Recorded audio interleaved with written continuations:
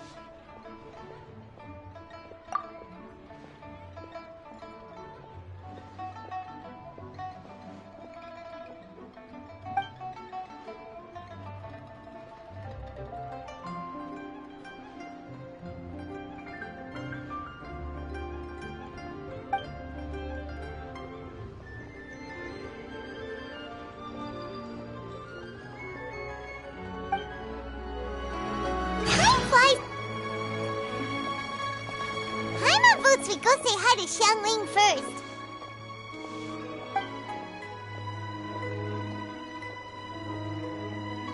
Huh?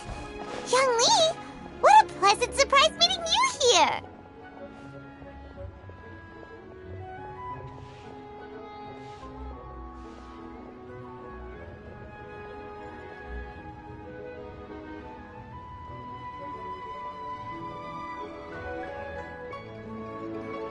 Oh? Why, the pleasure is all mine, as is the surprise, surely. It must be fate that brings us together in this place. How have you fared as of late? I sense you are older and wiser than the last time we met. It seems your travels continue to yield valuable insights. You are too kind. So, Xiangling, are you here to listen to stories over tea again? I had originally planned to set out after this last round of tea. However, I had planned to take a walk to Chimes village and gather some nascent bamboo shoots, which are currently in season. A villager there once gave me a small sample, and they possessed a most excellent flavor.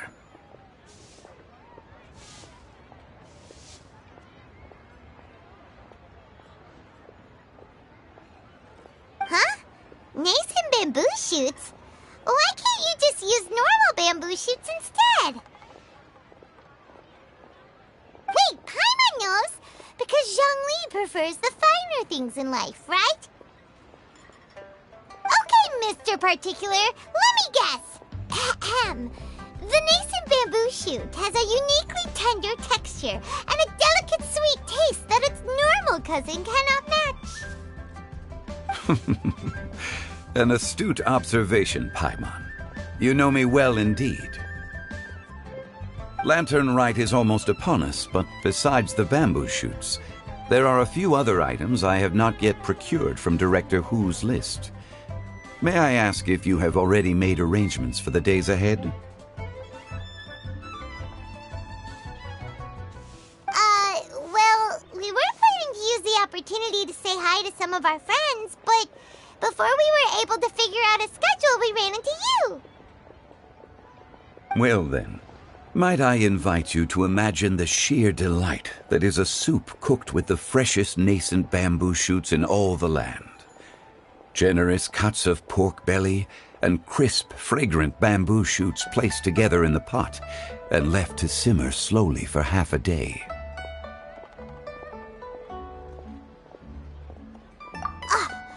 You're doing this on purpose, aren't you?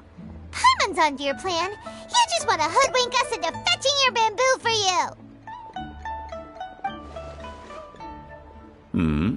Why, I assure you, I would do no such thing. I merely wish to inform you of the freshest, most succulent and flavorful bamboo shoots one could ever hope to taste. Ugh.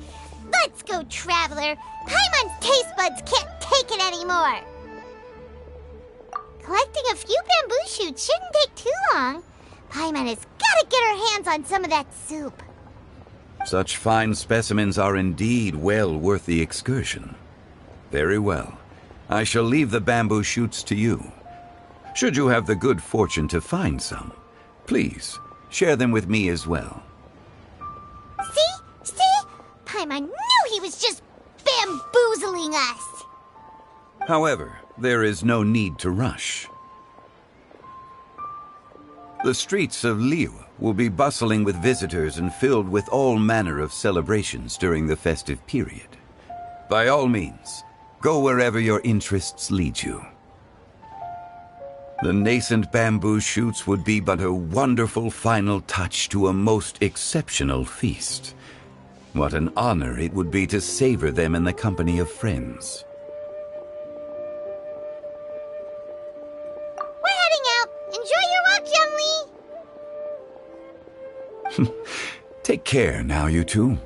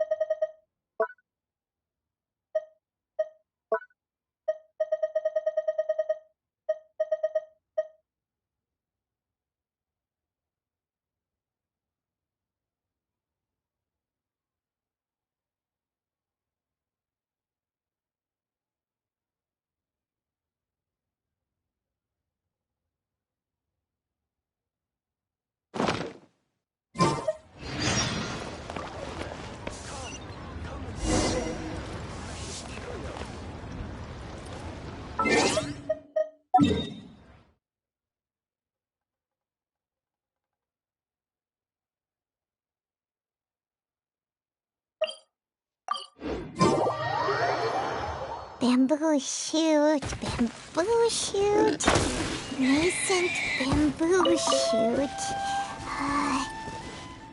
Oh! This one's only just sprouted, and it looks super fresh. Paimon thinks this is the one.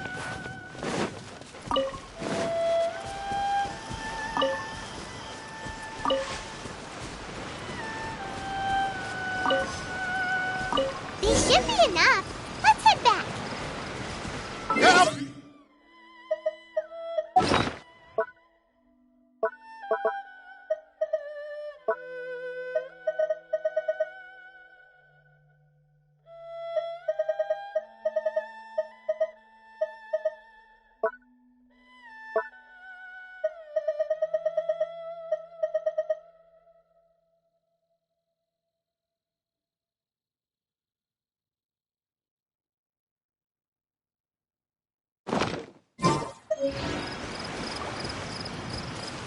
Did you hear that?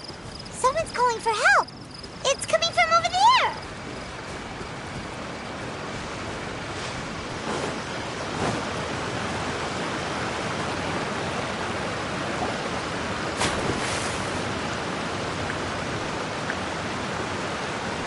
Are you okay? Did any water go down the wrong pipe?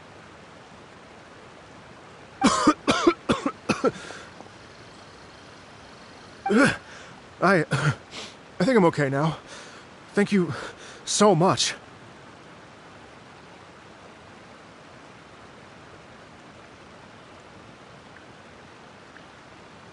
That was scary. Well, at least you're all right. All thanks to your savior here. Oh, a little girl?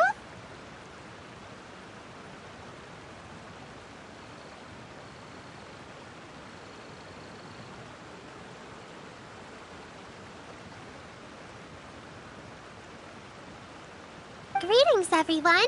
My name is Yao Yao. It's a pleasure to make your acquaintance. Whoa, she's so well-mannered.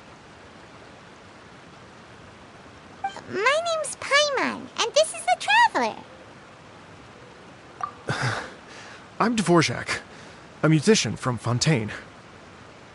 I came through Stone Gate intending to head towards Liyue Harbor, but then I became captivated by the beautiful scenery, and before long, I was completely lost.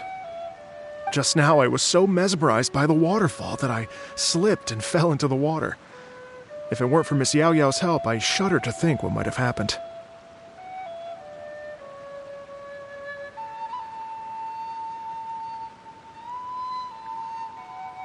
It's all right, Mr. Dvorak.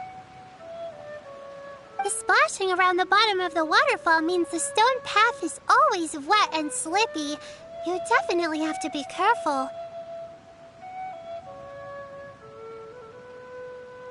Next time you're exploring an unfamiliar environment, try to focus on what's right in front of you.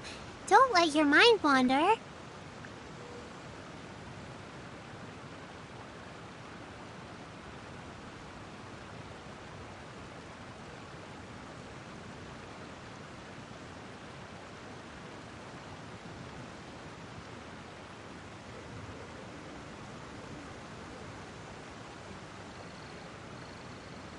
As long as you watch your step, accidents like this won't happen anymore. Yes, ma'am. I understand. I'll remember to be more careful next time.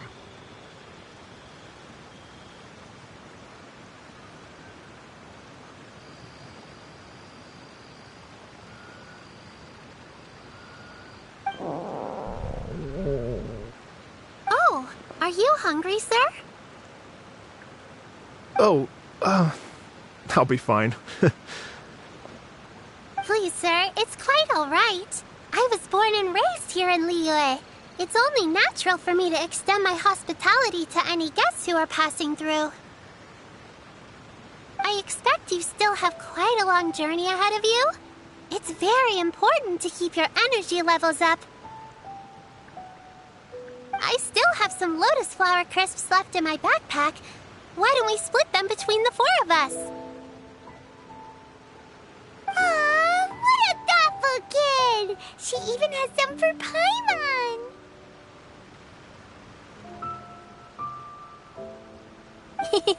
You're welcome.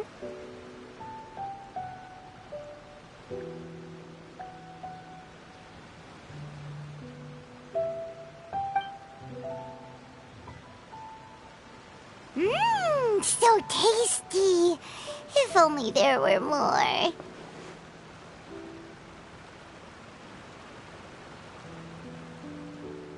Having a healthy appetite is a good thing.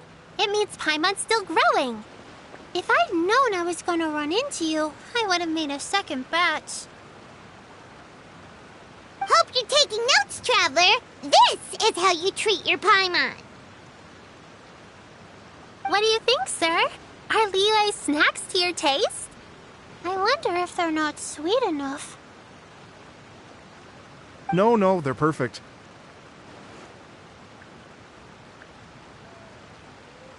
When I was traveling through Mondstadt, I had a chance to try one of their moon pies. It had a meat filling, unlike these crisps. But apart from that, it seems like they follow a similar cooking process. Both are delicious in their own way.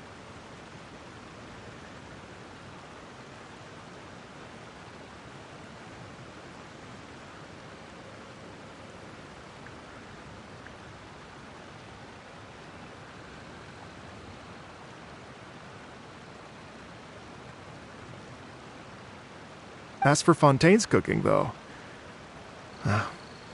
it's been a long time since I've had a taste of home. Sounds like you spend a lot of time on the road, huh? I do. It's part of my job. I'm one of the main organizers of the Iridescence Tour.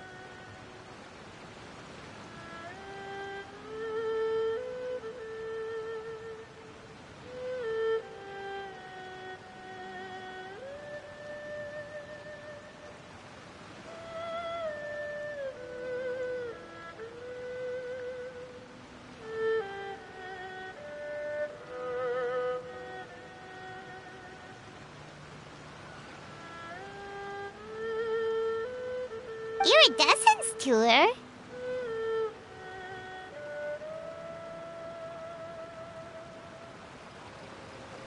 The Iridescence Tour is one of the biggest music festivals in Fontaine. We're looking to expand, though. Our aim is to hold a festival in every nation.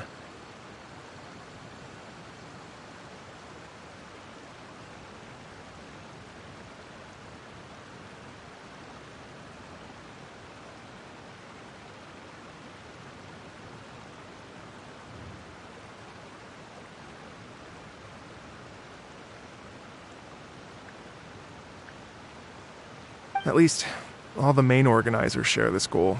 Unfortunately, it's a long story, so I'll spare you the details.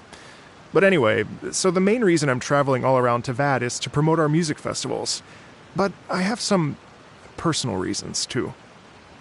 Well, what are they? Just tell us already. Let me see. Well, to explain it in full, I'd have to start with a story from my ancestors. I don't want to take up too much of your time. Oh, I love listening to stories. We want to hear it too. Okay, then I'll start from the beginning. The story goes that my ancestor, who was also a traveler, once slipped and fell into a lake during his travels. As he was sinking and gasping for breath, he heard a wondrous tune in the air.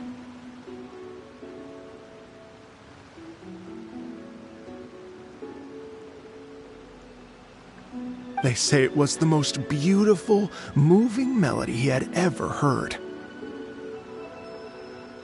Even in that life and death moment, the ethereal music seized his full attention and almost made him forget the fact that he was drowning.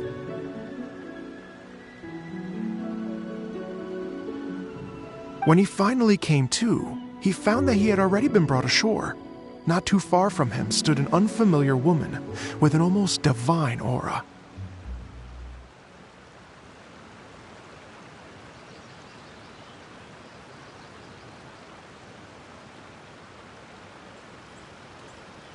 Once she saw that he was no longer in danger, she left without a word.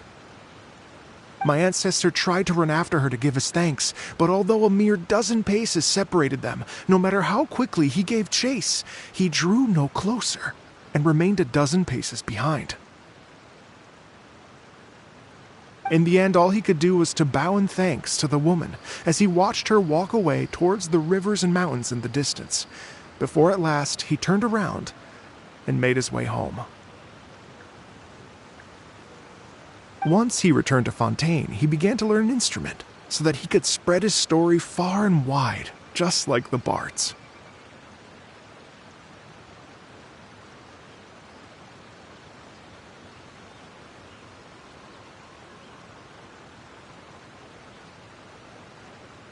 After generations of retelling, embellishing, and dramatizing, people have come to think of that lady as something like a fairy. The story's become something of a local legend in Fontaine. It's called The Lady Overlooking the Lake.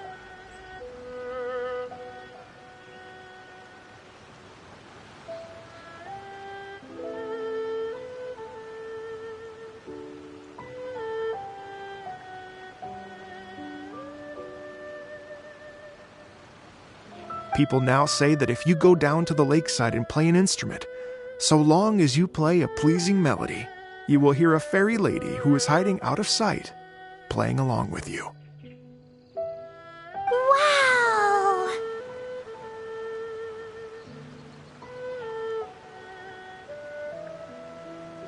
Exactly.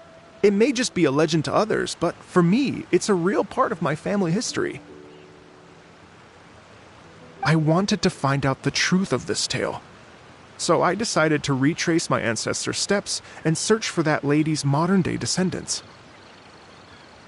Of course, there's no way of knowing where my ancestor fell into the lake all those years ago, so I always knew that the search would be akin to looking for a needle in a haystack.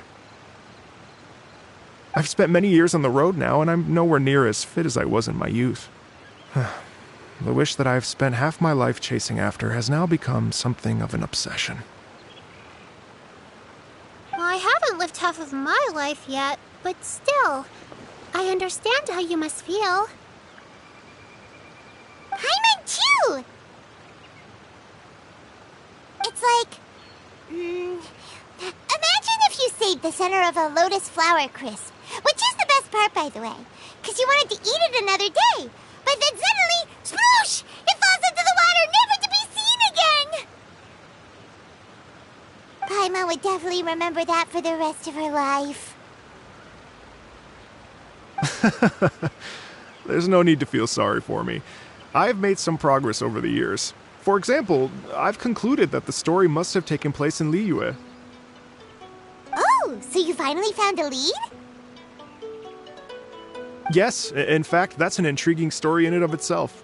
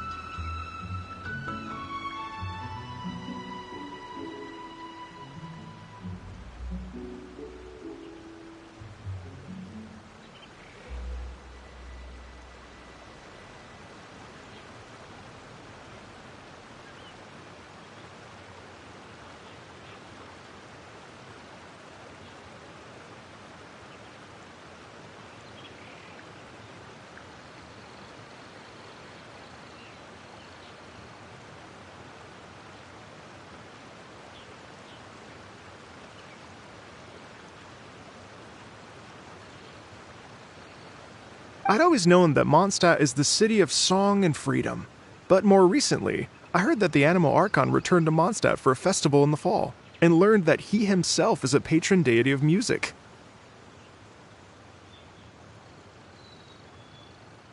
So I prayed for the Anemo Archon's guidance in the Mondstadt Cathedral, and as soon as I set foot back outside the front gate, I noticed a cluster of leaves being blown in the wind further and further west, towards Stone Gate.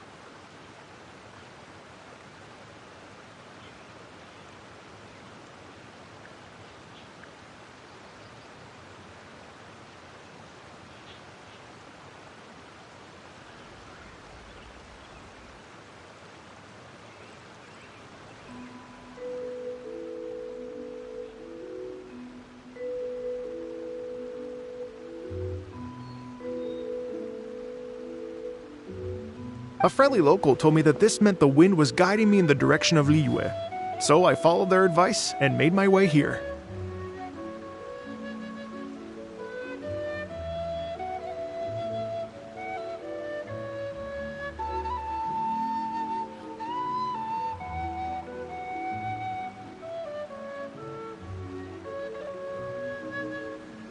Right? You get it. I knew I'd find someone that agrees with me eventually. Are you sure? It sounds a bit too much like one of those fake legends told by those treasure hoarder guys to scam gullible grannies from Jingsa Village.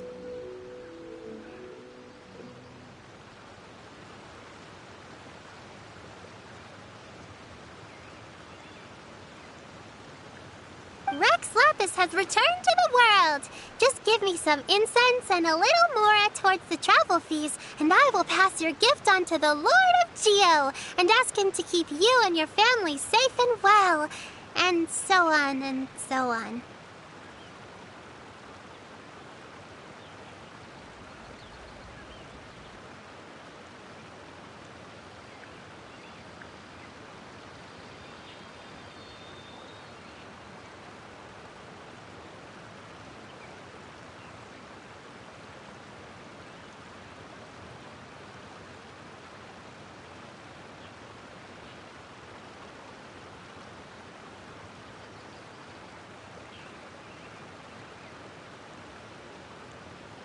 Yo-yo, we have a lot of experience with deciphering omens and stuff.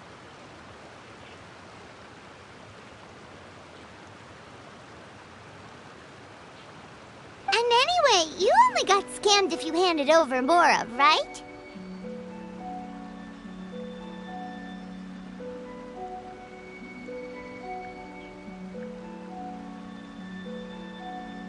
Actually, to express my gratitude, I did spend rather a lot of Mora on several bottles of fine wine, which I left at the statues of the Seven along the way.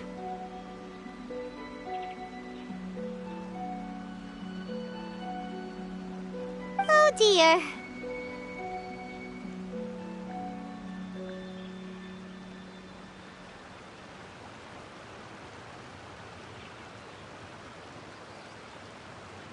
Well, how about this, ladies and gentlemen?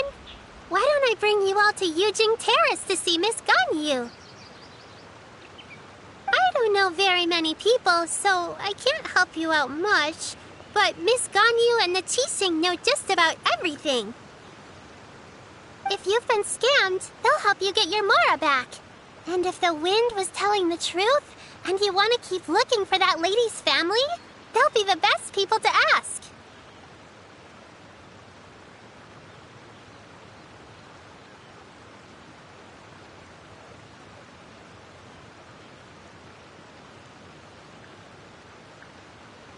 But you've already helped me so much.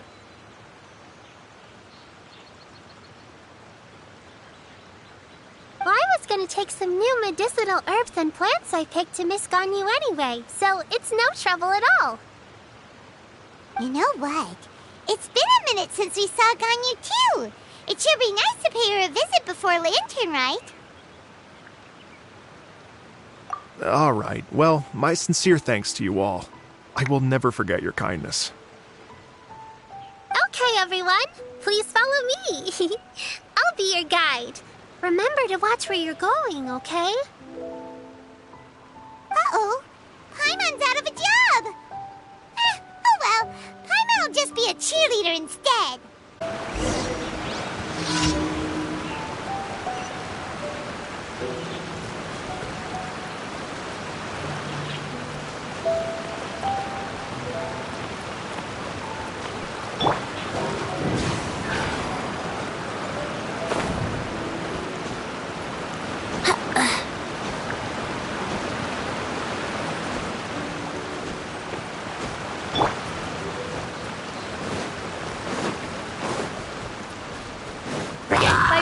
cream! Predators!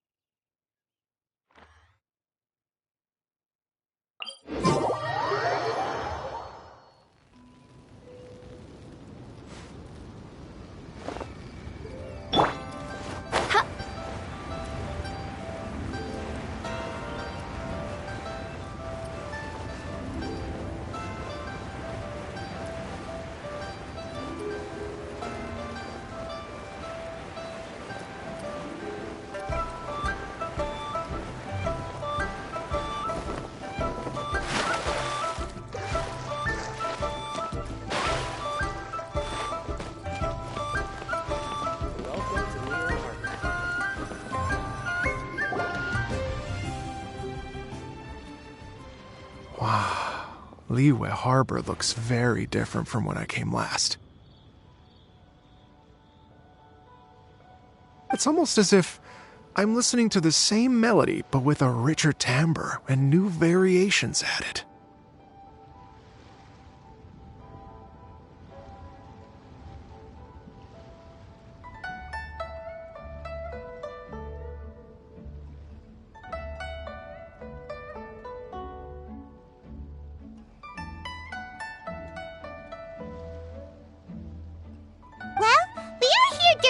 Right, after all. It only comes once a year, so they always have a big celebration. It's fair to say that this time of year is when Liyue Harbor looks the prettiest.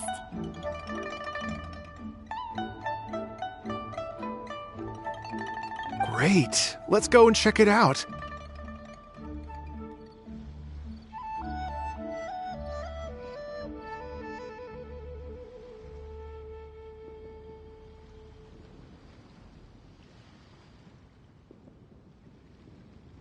I can't wait to get into the city and see it all up close for myself.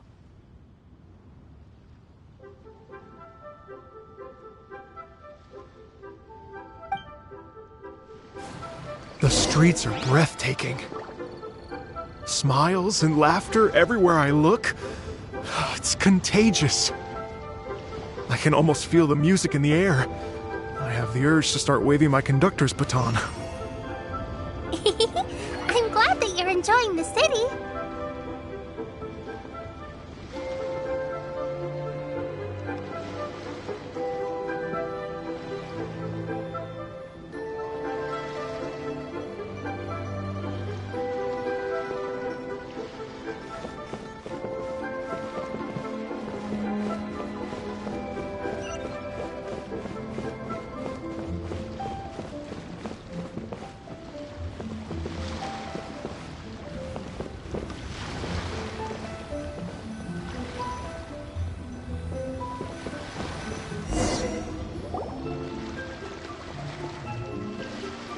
Hey, everyone!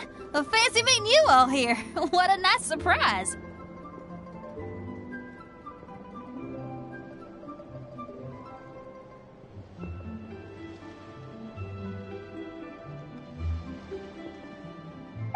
Hello, Xinyan. Let me introduce some new friends. They are...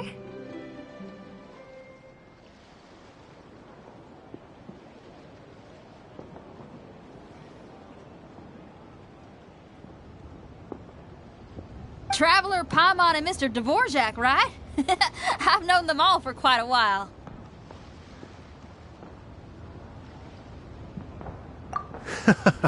When I was last here to advertise a Liyue stop for the Iridescence Tour, Xinyan was one of the few people willing to give me the time of day.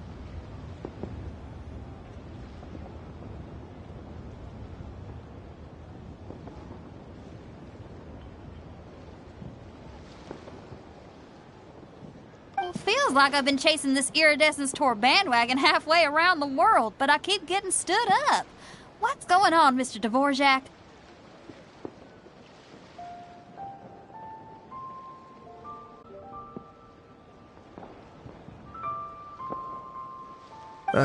I'm so sorry, Xinyan. We've had a string of terrible luck recently, and every time we've tried to put on a show, something or other has come up to stop our plans from materializing.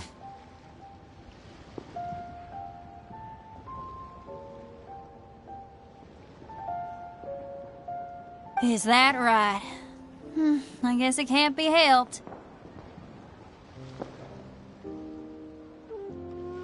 So, what brings you to Liyue Harbor at this time of year anyway? Thinking of putting on a music festival during the Lantern Rite celebrations?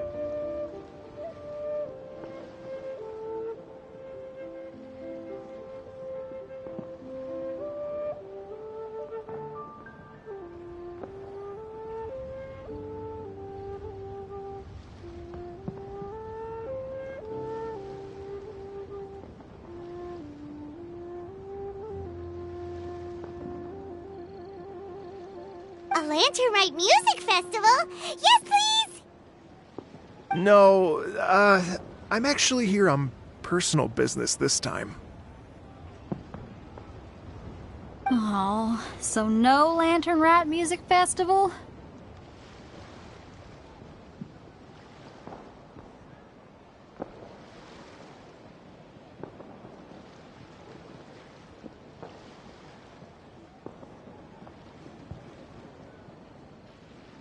I mean, that's not just up to me.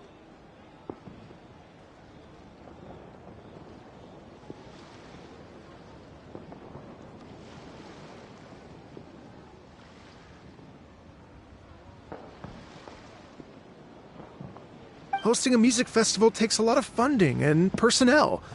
Moreover, I've never worked with the Liyue authorities before. Even if I were to start putting something together right now, I think it'd be too rushed.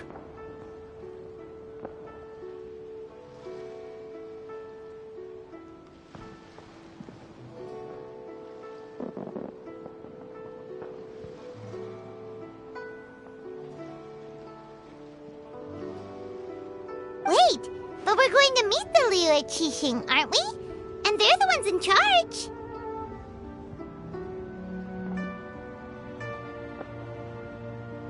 Uh-huh, that's right. Miss Keqing and Miss Ningguang can make anything happen.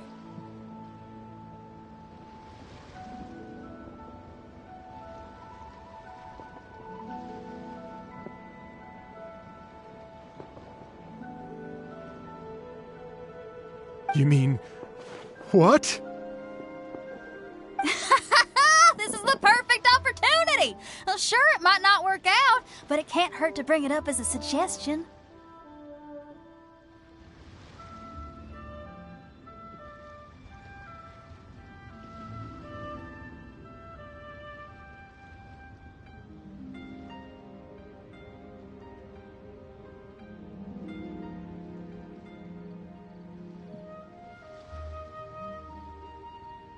That's the spirit! See?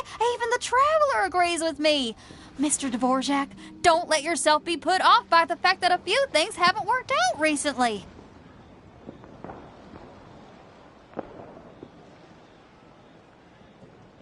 As for the performers, I can put you in touch with some local artists.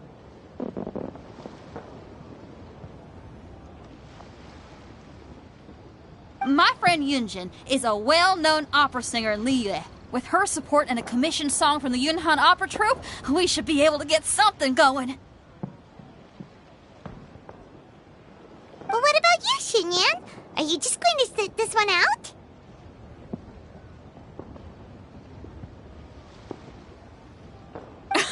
What do you take me for? If we actually managed to make the Iridescence Tour Lantern Rite Grand Concert a reality, you think I'd let anyone else perform the opening act?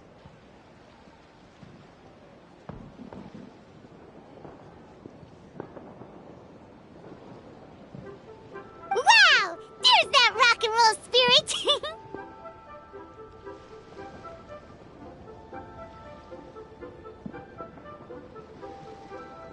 What do you say, Mr. Dvorak?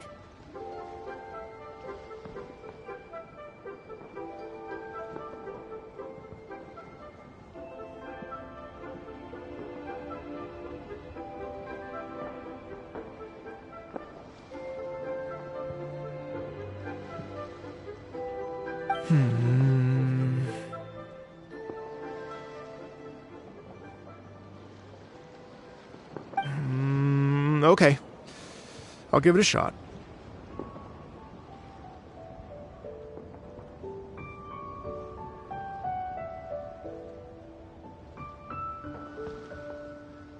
But the opening act is not something to be chosen lightly, Xinyan. I will judge your work by the strictest of standards, so please make sure you are fully prepared.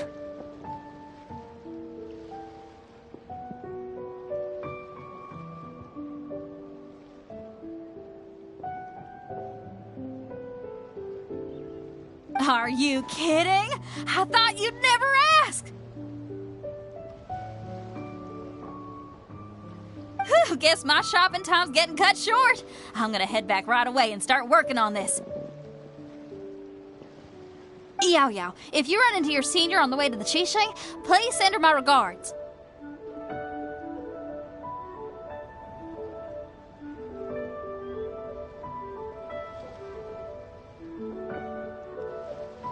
Okay, I promise I will. Good luck with your music, Xinyan.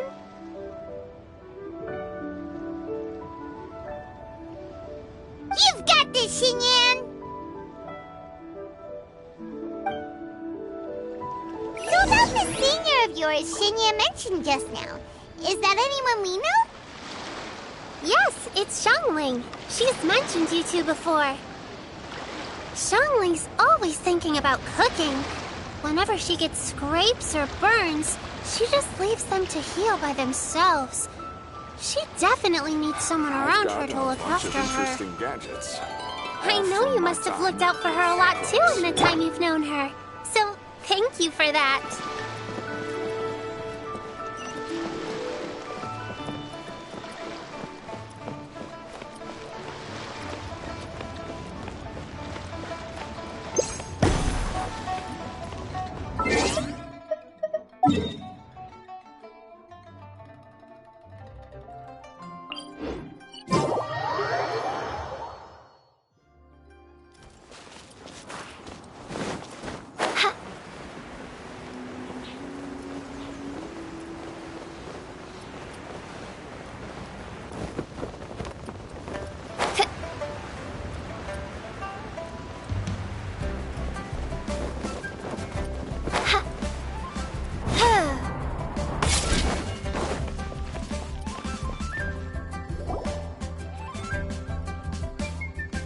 Oh, it's Master!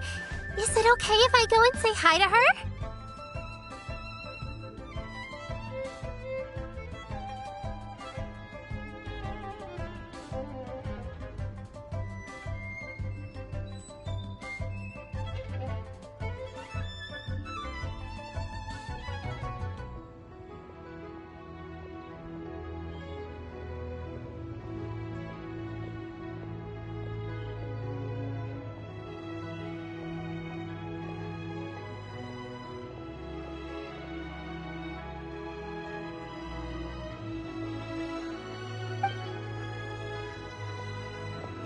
Oh, calm down now, dear.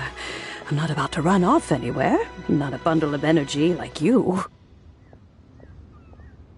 I haven't seen you in days, Master! I've missed you.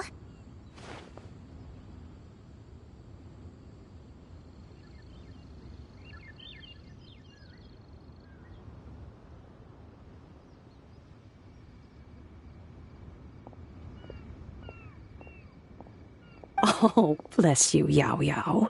You do say the sweetest things.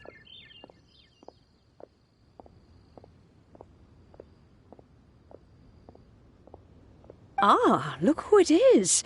Visiting friends during the lantern rite, are we? You're half right, Madam Ping. We were also trying to help out Mr. Dvorak over here. We were on our way to take him to see the Qixing.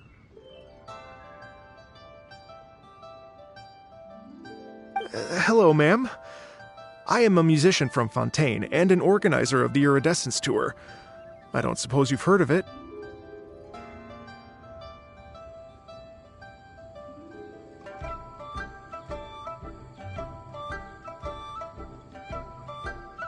Master! The Iridescence Tour is a super famous music festival.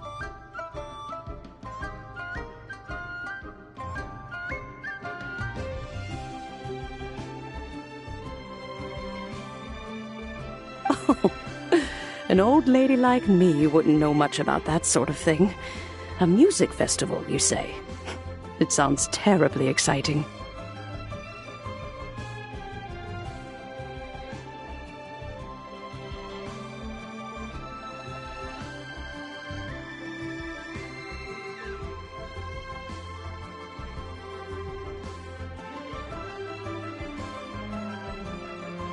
Oh, right! Madam Bing, how would you feel about that?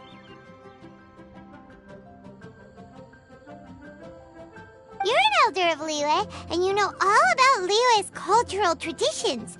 Hearing your thoughts would definitely help us figure out how best to approach it. For example, do you think it might be a bit too modern, or is there any other issue?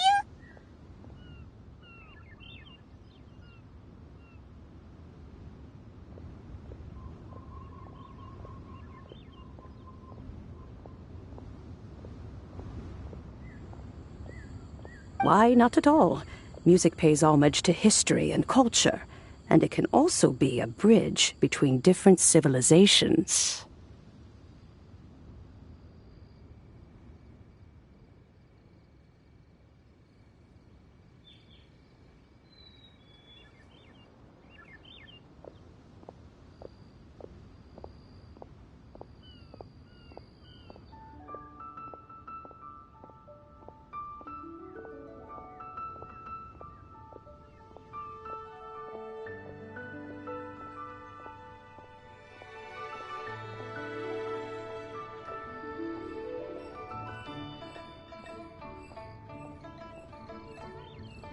Times change, and the music enjoyed by the youngsters of today is no doubt very different from the tunes I was accustomed to in my youth.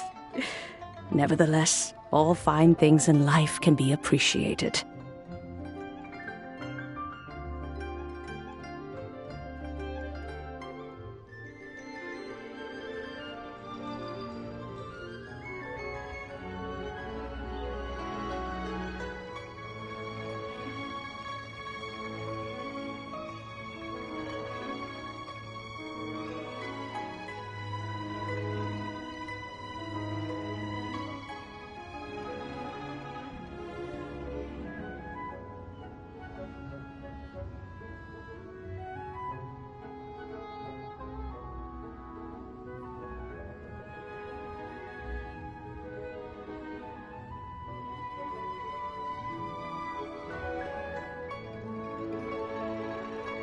And so, I look forward to it immensely.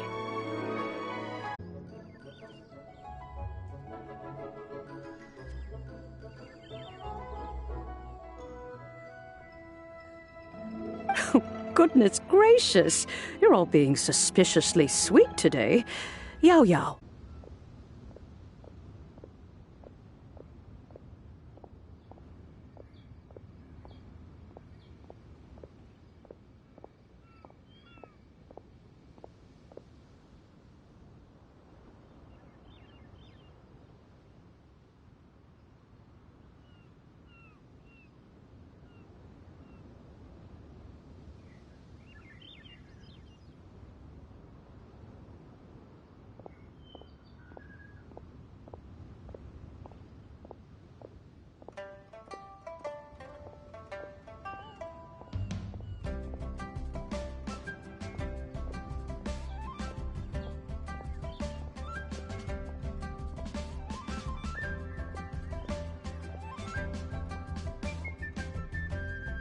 Master, you're in such a great mood today. You're even cracking jokes with the rest of us.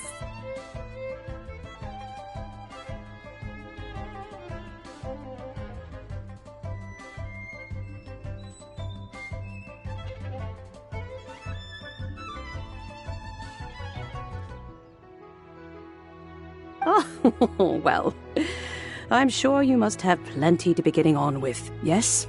Run along now. Don't let me hold you up.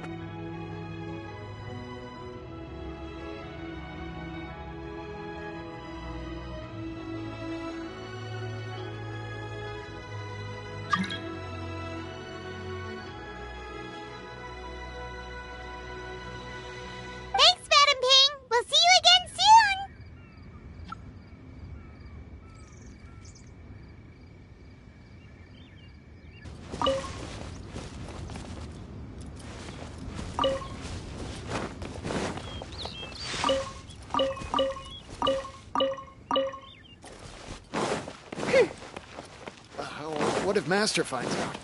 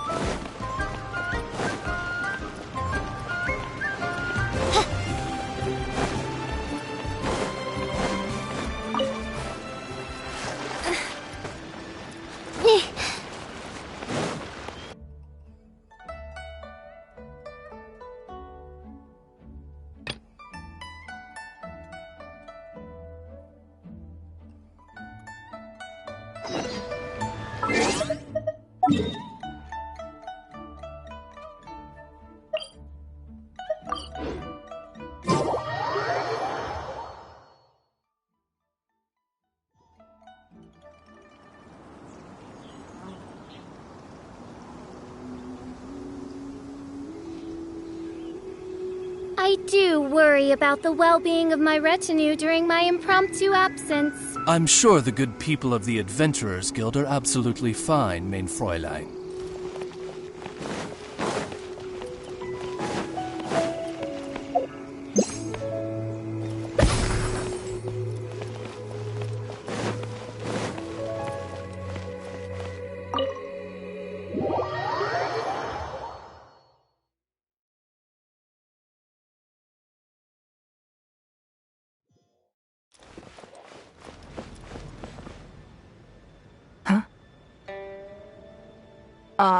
It looks like all our problems are solved.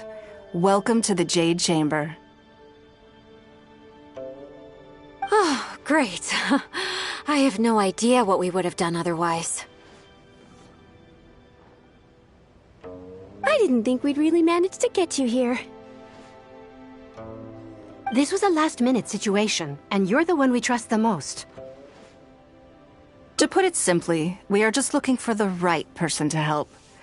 We had a very long discussion about it, but to no avail. I have tasked my 3 most trusted secretaries with overseeing an important auction tomorrow. This, however, leaves their regular duties unattended to, and the work cannot afford to go undone. The nature of their day-to-day work is highly sensitive and confidential, so whomever I ask to fill in needs to be someone I can trust, and who doesn't have a conflict of interest. Yes, you were the person who came to mind. We may not have spent a great deal of time together, but I do place a great deal of trust in you. To me, this work is highly sensitive and of utmost importance, though I'm sure you'll find it to be mundane at best. It would not surprise me if you can't bear the tedium or can't make the time. And yet, despite this, I thought it could do no harm to ask the question, on the off chance that you are interested. As it happens, I was just having a discussion on backup plans with my secretaries before you arrived. But the outcome of that discussion was that we couldn't think of a suitable alternative.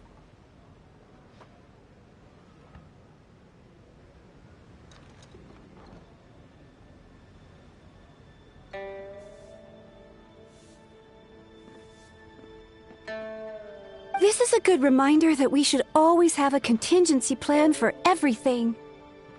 Anyway, this may add to the debt of gratitude I owe you. But the fact is, your arrival here has rescued what was fast becoming a rather dire situation indeed. I wouldn't worry. It's all work you'll be quite familiar with. Planning trips, gathering pertinent information, that sort of thing. All basic skills required by competent adventurers, if I'm not mistaken. If you have any questions about your work, I will answer them shortly. The administrative work Lady Ningguang touched upon just now is only one aspect. You'll also be required to cater for Lady Ningguang's basic daily needs, such as clothing and meals, and be on call for any other requests she may have. Don't be mistaken. I won't put you in a difficult position, and I will fully respect your judgment. All right. Please proceed to the office. Bai Shi will go over the work with you in more detail. Yes, Lady Ningguang. Okay, let's go.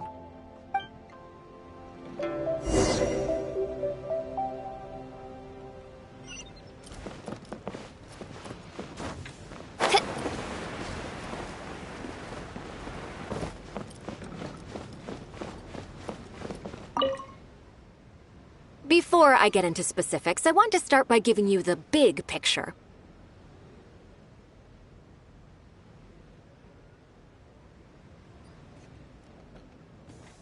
As a member of the Liyue Qixing, Lady Ningguang's every move is in the spotlight. Maintaining her perfect image at all times is absolutely essential.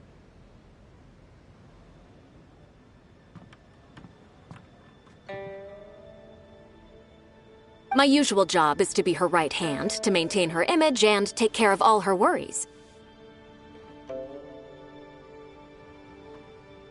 For example, arranging her daily schedule, picking out clothes for her, dressing her, applying her perfume.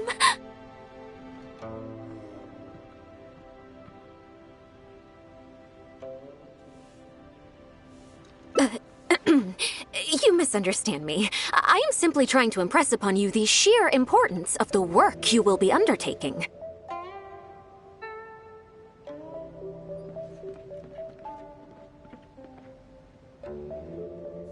Bai Shi has always been very passionate about her work. I can leave any task in her capable hands and rest assured that her performance will be nothing short of exemplary.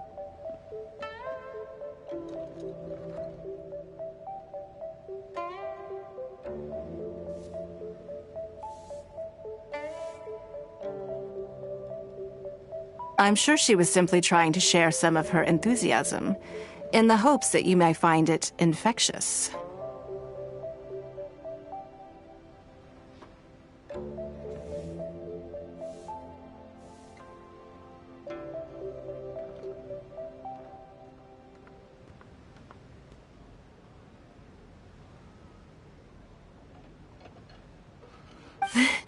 Thank you, Lady Ningguang. Back to the topic at hand. Let's get into the details. Bai Xiao and Bai Wen handle tasks that require enormous experience, while I'm mainly responsible for organizing her daily schedule and making sure she is well fed, dressed for any occasion, and that all her needs are met. I can go through the methods I use and give you some pointers based on my experience to ensure that you are fully equipped to perform your duties. All in a day's work for the traveler, Great, then I'll skip that and just get to the handover of duties. Currently, there are 133 items that have yet to be scheduled, 17 of which are high importance, and... Yes, I did try to make a start in advance, but only got as far as roughly prioritizing the tasks before I ran out of time. I'll go through the most important items with you in more detail. If there's anything you don't understand, feel free to stop me with questions at any point.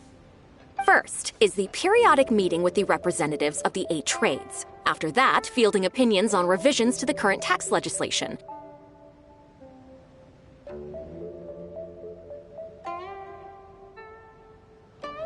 Then, a discussion with Lady Kuching on issues relating to time restrictions on land conveyance deals. Following that, there's a Q&A session with all the major commerce guilds. Right after that, there's... Yes, you do. To the uninitiated, scheduling may sound like a simple process of matching tasks to time slots, but there is actually far more to it than that. You need to take travel time into account, along with a whole spectrum of potential issues that can arise. Ample knowledge of all outside factors that may weigh upon your Plan A is essential to devise a workable contingency plan. I assume this is all making sense. Unless you had any other questions at this point?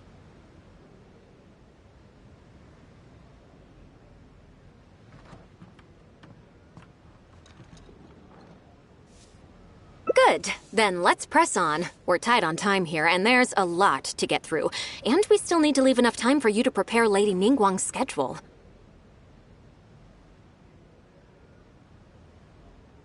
Already? Wow. You're a fast learner. Very good. This will be much more efficient. Wonderful. Then I'll be counting on you to provide my schedule for tomorrow. I'm grateful for your assistance. Now, I will leave you here in peace to proceed with your work.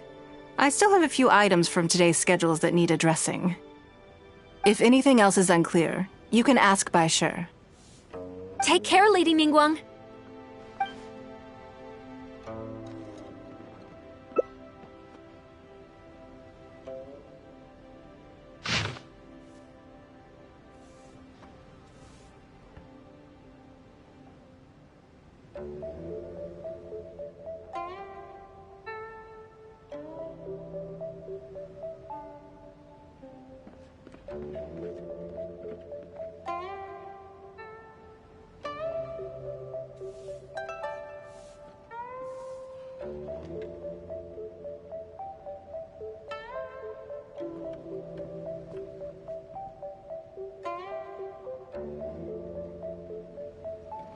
Good. You factored in both priority and efficiency, and produced a rigorous and well-structured schedule. You've clearly considered it from every angle. Excellent work. You've got quite a knack for this. Please be here at the Jade Chamber tomorrow morning before Lady Ningguang wakes up and start preparing based on the schedule. With you helping out here, we will be able to focus fully on the auction. It will be quite a complicated affair. I hope so too. You must be exhausted. Make sure you get an early night tonight.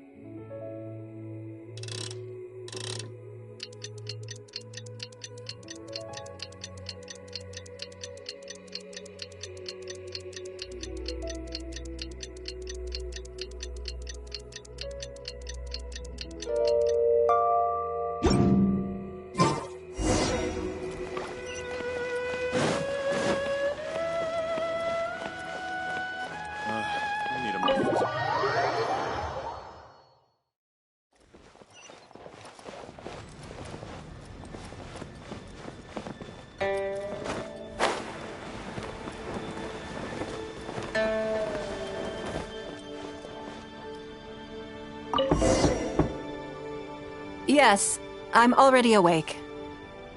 I'll be out in a moment. I'm just changing. Good morning.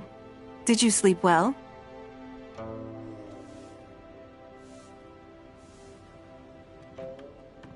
That's good. I was worried you'd be a little uncomfortable. Now then, the schedule. Let's see what you have for me today. Item 1. Lunch at Lioli Pavilion with Miss Lua Chiao. Ah, yes. I remember the invitation. I need to make sure I'm well prepared for this. No, someone I've never met before. Today's lunch will be our first time meeting each other. She's paying a high price for my time, and I intend to make sure she gets her money's worth. Otherwise, tens of millions of mora is rather a high price for a lunch, even one at Lioli Pavilion. Wouldn't you say? That's right. Even at this price, there is no shortage of people willing to pay for a lunch opportunity with me.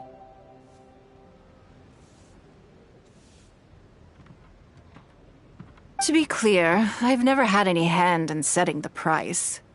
I too was rather surprised to see it become so expensive.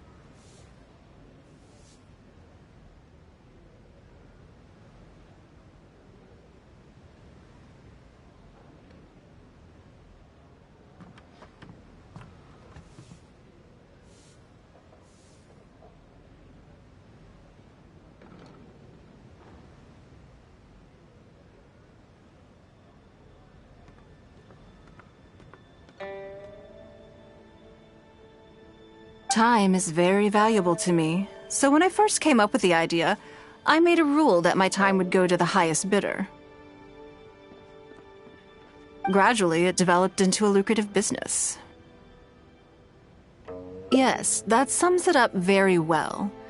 Most people looking to buy my time are business people who believe that whatever they spend now, they will make back several times over in due course. Naturally, for anyone looking to make a profit in a complex market, the bottom line is having the requisite experience and expertise. All I can do for them is share whatever insight I may have. As for how much my insight is worth in terms of mora, everyone has their own idea. There is no standardized way to measure something like this. You're a very lucky person, you know. You get to sit in on this lunch for free. In the hands of a professional business person, the kind of information you'll be exposed to would be worth, well, tens of millions of mora.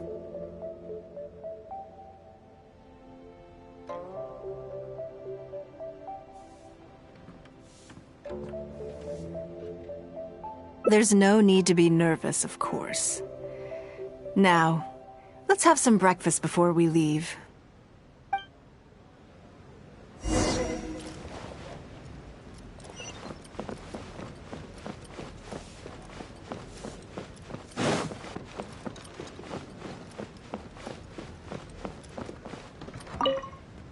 Did you organize this entire breakfast?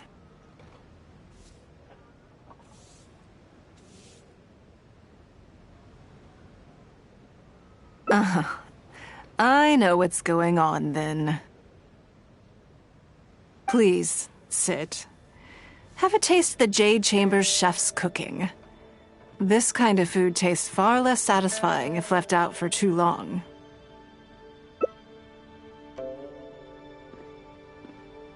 What do you think? Is the food to your liking? Oh, don't forget we have a lunch later. Save some space, or you might miss out on some even better food. Still, I'm happy to see that you approve of my culinary tastes. On occasion, usually everyone is too busy for a leisurely sit-down meal. There is an awful lot to get done most of the time. Breakfast also isn't usually so lavish, hence my surprise when we got here. I actually thought you had cooked it all yourself.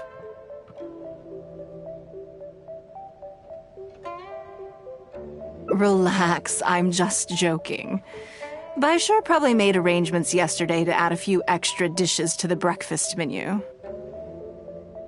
You willingly took this work on, knowing that it would be tedious, and you have worked diligently. My secretaries and I are very grateful to you. Treating you to some food is but a small token of our appreciation. Breakfast sets the tone for the rest of the day. You can't compromise on it. If you wake up to the same monotonous meal each day, you will start to feel fatigued even before you start working.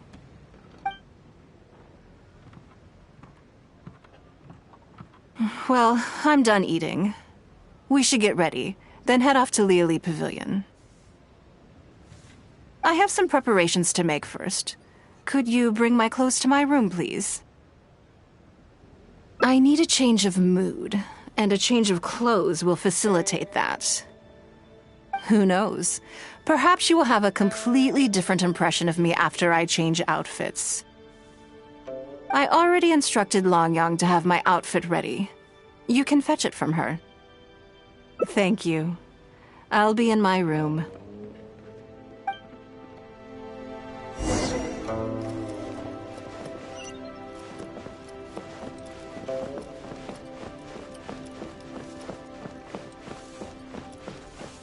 Hello, how may I help? Ah, yes, of course. Please wait a moment. I'll go and get them.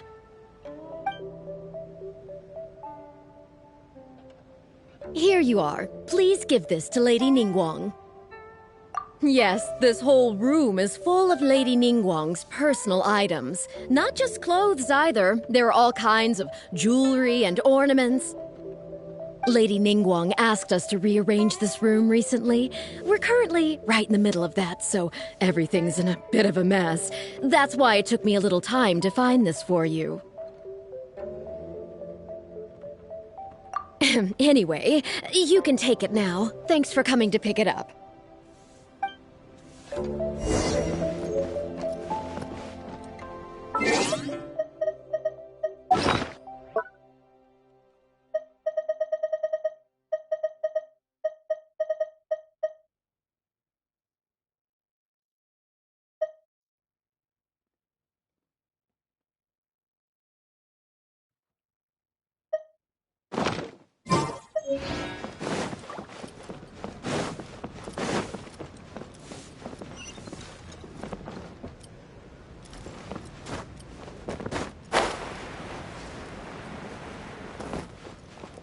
Did you get it?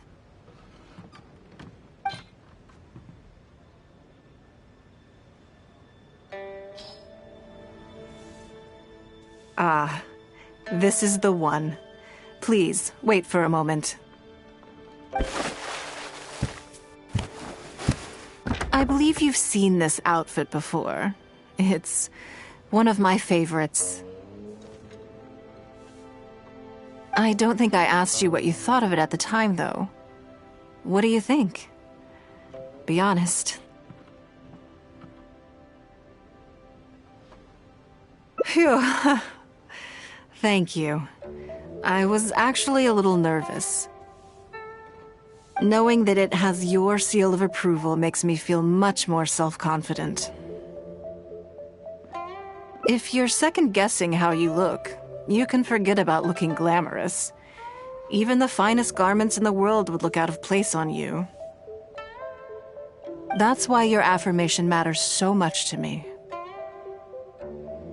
All right, let's head to Liali Pavilion.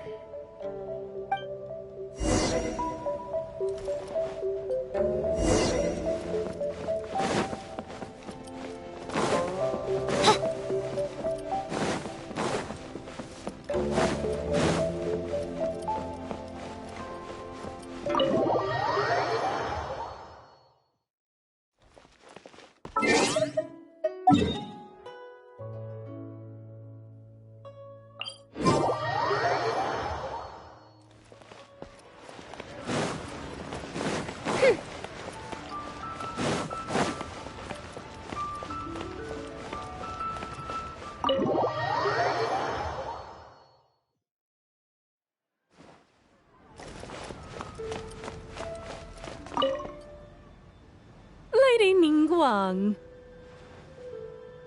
Sorry to have kept you waiting. No, not at all.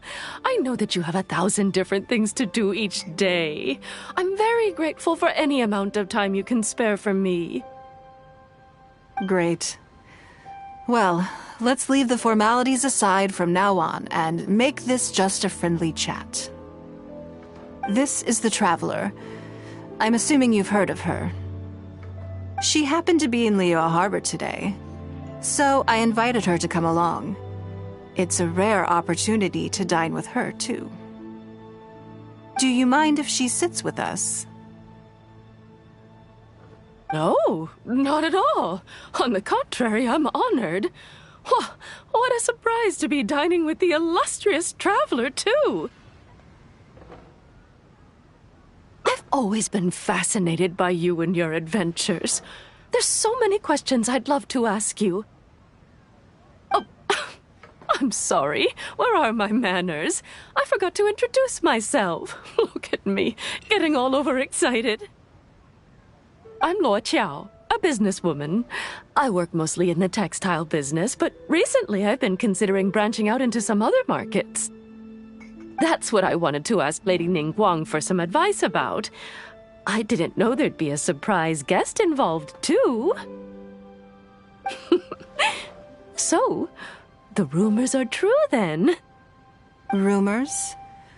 About what, exactly? You know, the rumors about the two of you, Lady Ningguang and the Traveler, having a closer than average relationship. You haven't heard? Come on, you must know that Lady Ningguang's every move is in the spotlight. That obviously includes her relationships. And if you didn't have some sort of special relationship, why would she invite you to this lunch right after finding out that you were back in Liyue Harbor?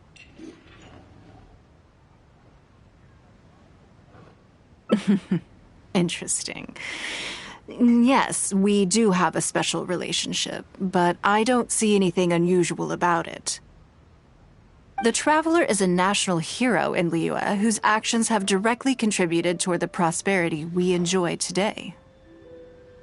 Even putting aside my official status as one of the Liyue Qixing, I admire her on a personal level, too. Oh, yes. Well, there is nothing unusual about it at all. I was just observing that Lady Ningguang now seems to have a second interesting character in her innermost circle. The first one being the captain. You're comparing apples and sunsettias there. Whenever Beidou returns to Liyue Harbor, all she brings me is a headache. I've missed out on a number of extremely promising investment opportunities thanks to her. In fact, the timing is always so suspiciously coincidental, I can't help but wonder if she's doing it on purpose. Investment opportunities? Oh, do you mean the luminescent spine business? I hear that's been all the rage recently. No, something else. All the talk about luminescent spines is just empty hype. Oh, but isn't there some new technology from Fontaine that needs lots of luminescent spines to make it work? If it were really that profitable, those in the know would have kept it as quiet as possible. You have to wonder, if the news is spreading like wildfire, who's fanning the flames? I had my secretary do some analysis. The current price of luminescent spines far exceeds the profits that could be made on the end product. So I would advise you to be cautious. I see. Well, I was planning to get your opinion on how to get started in that business. In my opinion, there are many people around with ulterior motives, making this a very risky business to enter into in the short term. Long term, it's very difficult to say, but I believe there's too much uncertainty to make it worth your investment. You worked hard to earn every more you own, and you should be just as careful spending it as you were making it. You think so too, huh? Okay, got it. If that's what both of you think, I'll take my time and not rush into anything.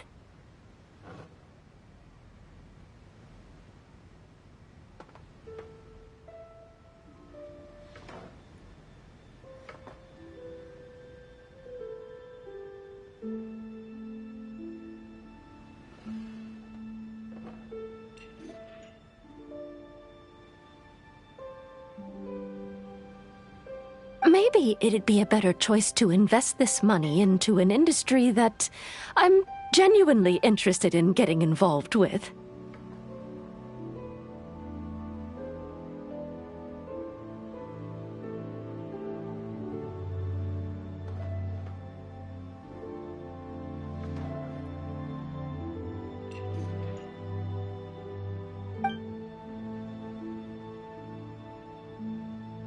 Lady Ningguang, thank you so much for taking the time to meet with me today. I didn't know how much we'd get through, but you've answered every question I wanted to ask. Good. I'm glad I could be of some help. Now I see why you were able to become the most successful business person in Liyue Harbor. You think clearly, you are very knowledgeable, and you keep yourself well informed. It would take me a very long time to come anywhere close to your level. You've been listening for a while. Are you getting bored? Has it sparked an interest in the business world for you? Ah, so you want to be my competitor. Well then, I suppose I'll have to start looking over my shoulder. Or how about this? I'll invest in you early on, before you make it big. I won't take up any more of your time. Thank you. This lunch was everything I was hoping for and more. I can't wait to try out everything I've learned. See you next time. I'll look forward to hearing good news from you soon.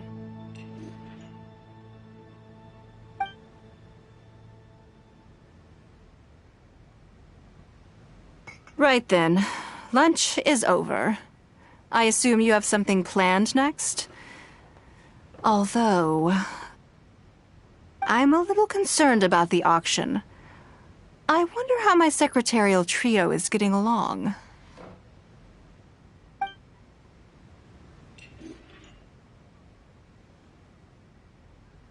Yes, you're right. Whatever happens, they can handle it. In that case, what's next on the schedule? Ah, okay then. Yes, it's been some time since I last caught up with them. Let's go to Mingxing Jewelry first. I need to pick up something before meeting them.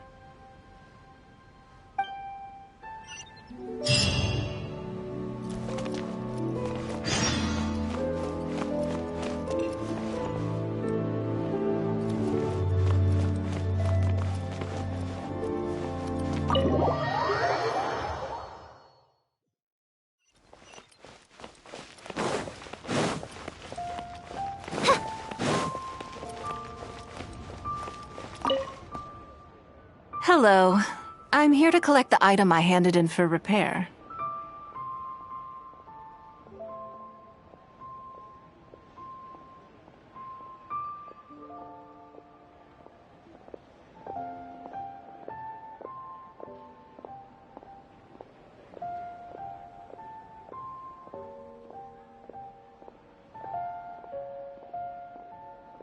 Ah, Lady Ningguang. One moment, please. I'll fetch it immediately.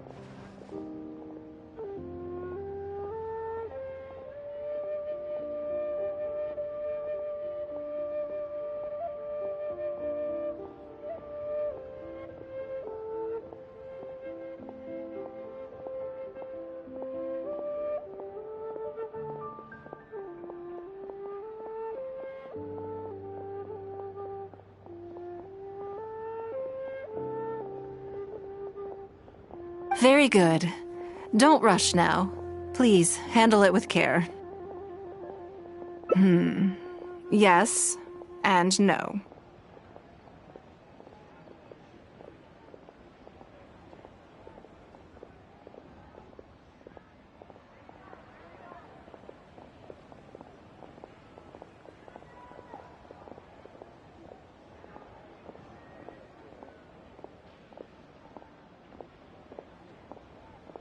You probably imagine that Mingxing Jewelry deals exclusively in expensive luxury goods. The workers here are very skilled, so I like to come to them when I need something custom-made.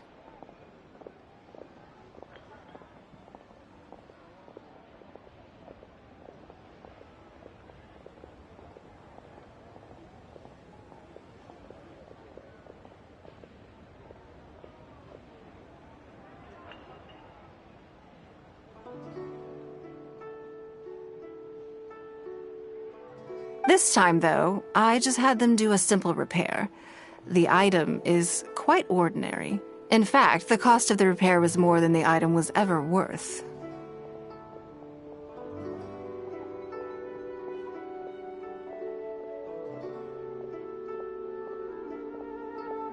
Lady Ningguang, your comb has been fixed. Please inspect it and see whether you're satisfied with our work. We did everything we could to restore it to its original condition.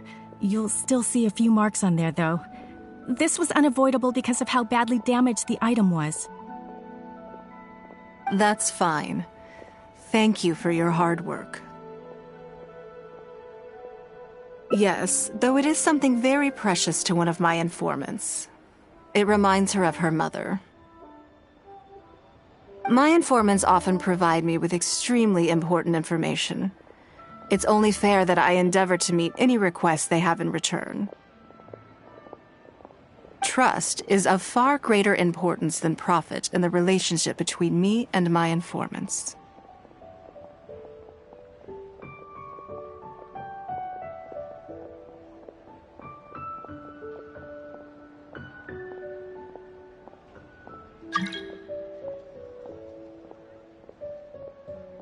It's understandable to think that way, and in the vast majority of cases, you'd be completely right.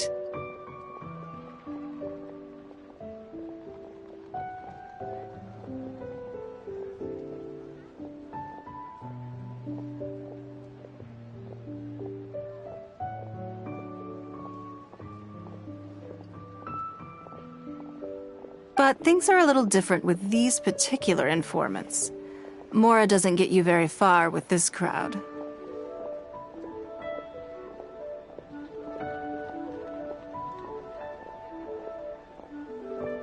And this only makes me all the more excited to meet with them.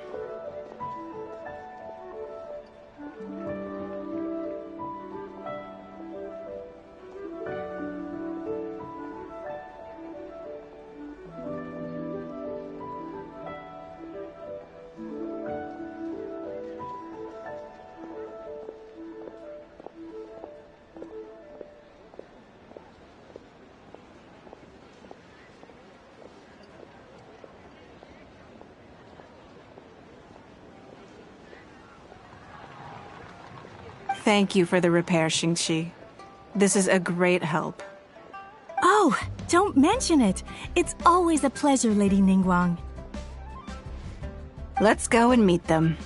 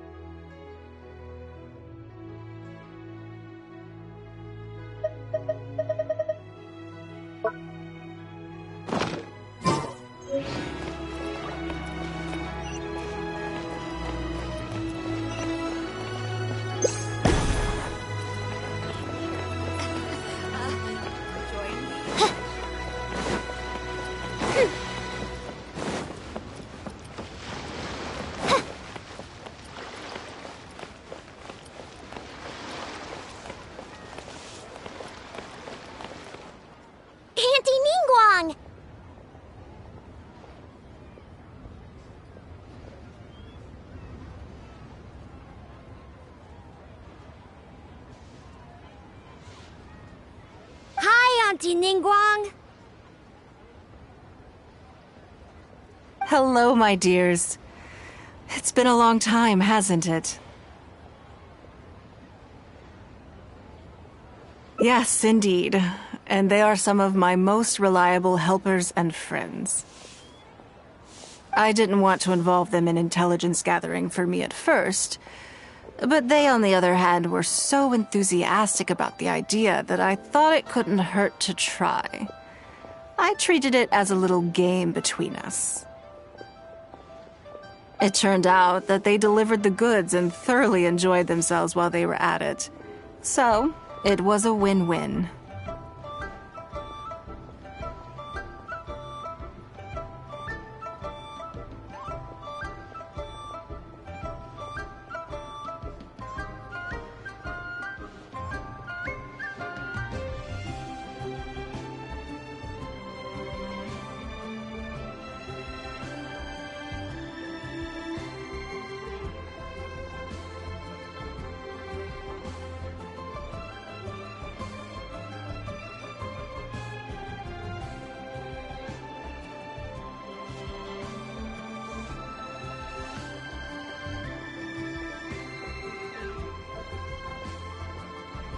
So, fill me in.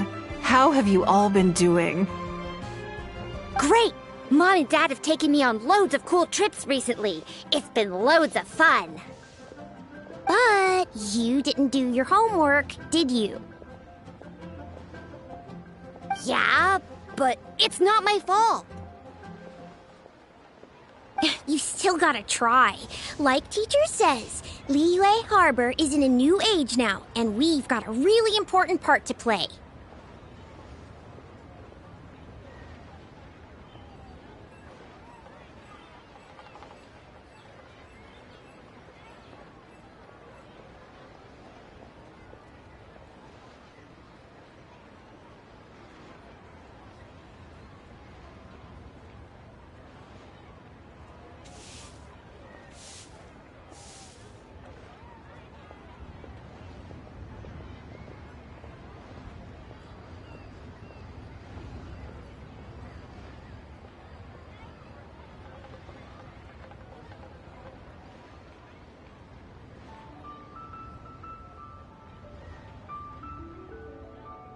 This new age started after that great battle, you know.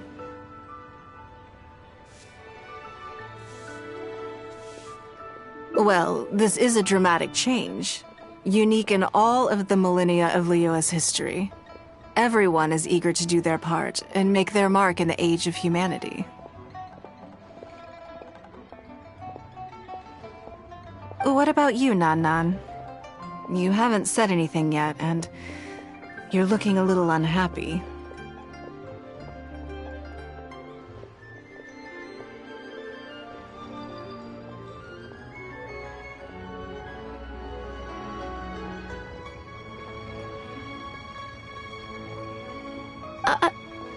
I'm fine. Just don't know what to say.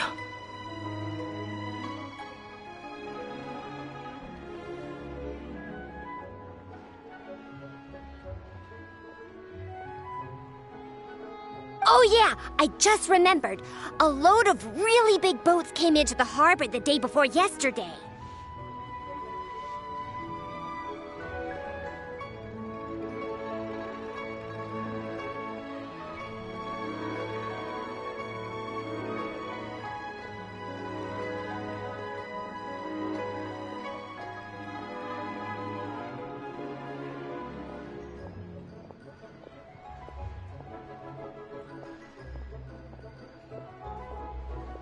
Yeah, that's right. All the merchants were there, and it was really noisy. And then the people on the boat started unloading all these crates. There was a salty kind of fishy smell in the air. Ugh.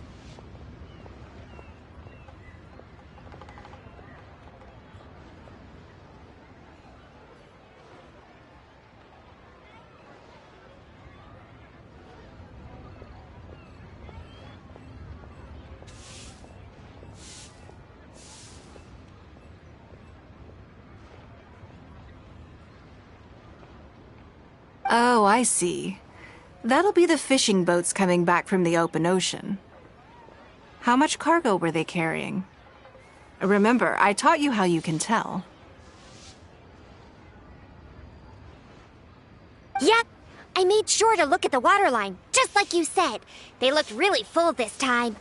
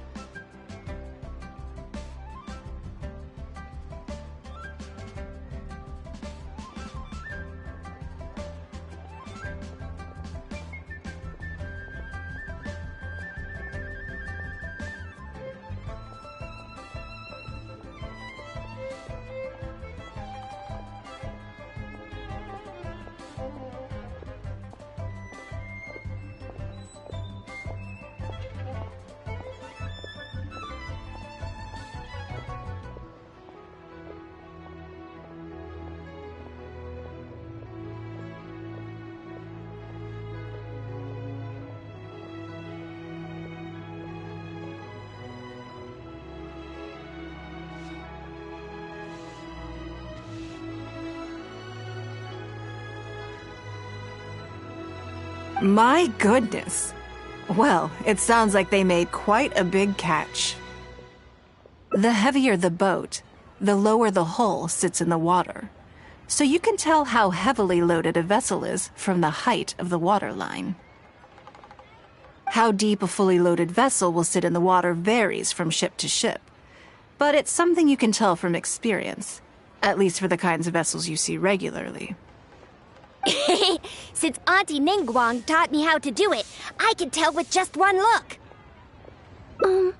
A few days ago, I heard some people saying that a big merchant from Fontaine is coming soon to buy luminescent spines. They said that when they get here, the price will go up a lot. Oh, really?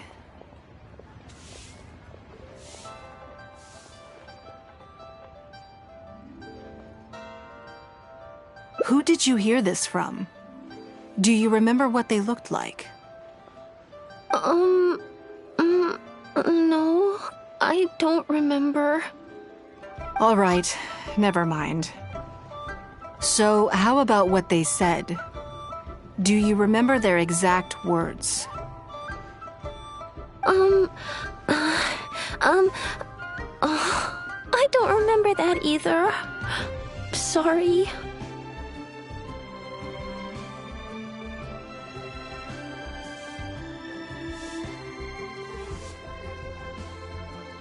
Are you okay? You're usually the one that talks the most. What's gotten into you today? It's okay. Don't be upset. Actually, I brought you a little something to cheer you up. How about that, hmm?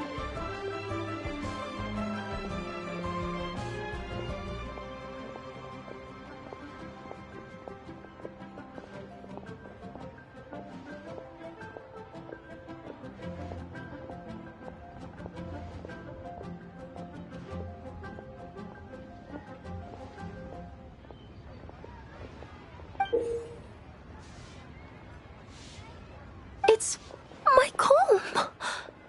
You remembered.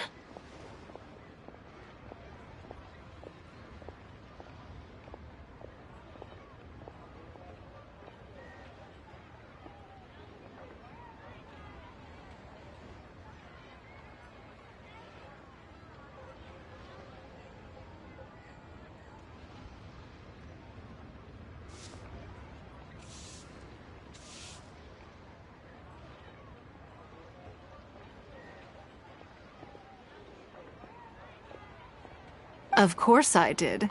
If I make you a promise, I will always keep it.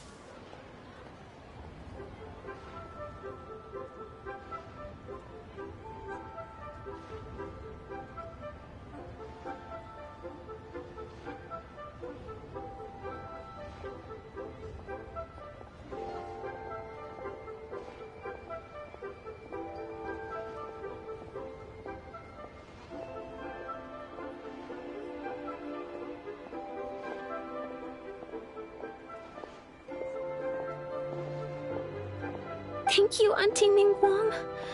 Thank you so much.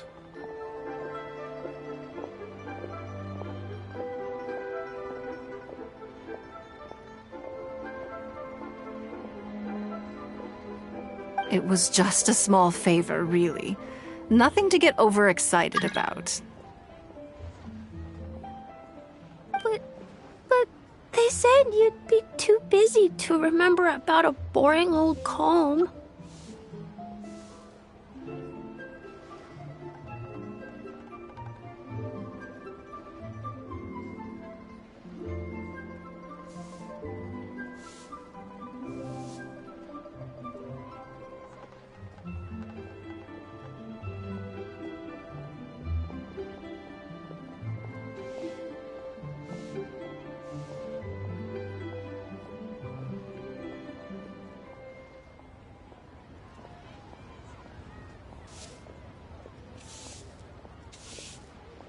They?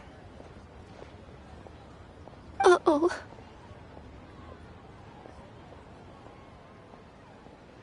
It's all right. Don't worry. There just seems to be some kind of misunderstanding here. Why don't you take this opportunity to clear it up? Don't you think that'd be best?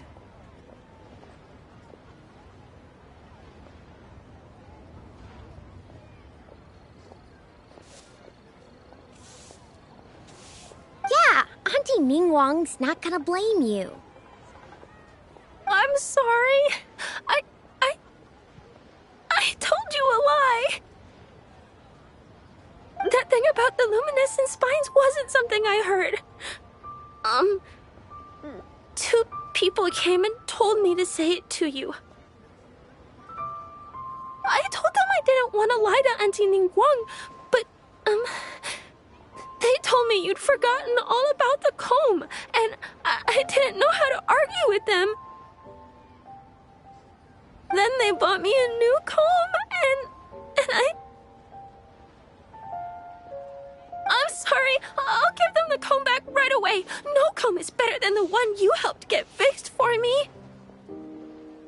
I know how much it means to you.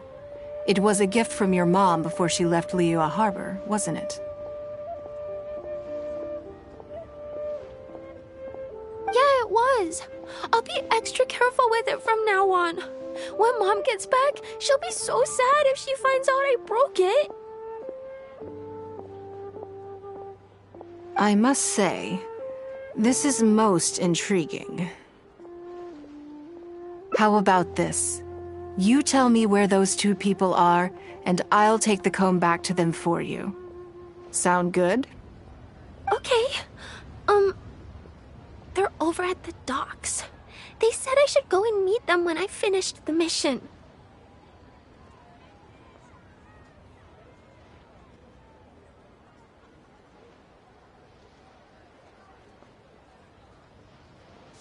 All right, then. Don't worry, it'll all be fine. I'll be right back. Are you gonna go punish the bad guys? Now, this is a grown-up situation, okay? It's not fun and games anymore. And don't try and follow me. I'm just going to have a polite discussion with those two grown-ups about what they're allowed to do and what they're not allowed to do.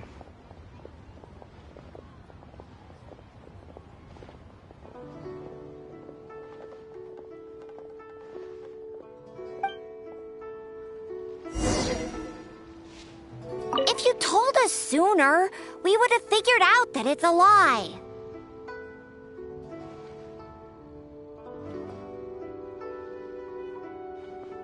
Yeah, all three of us together makes a pretty smart group.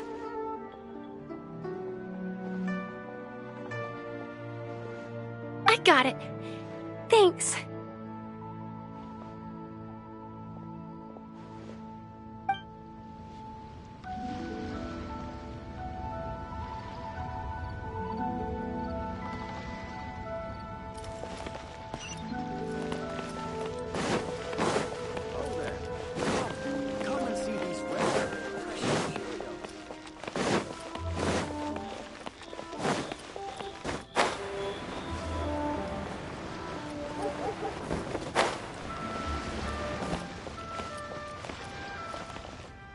Do you think that kid's gonna fluff her lines? Also, let's be honest, this is a new low for us.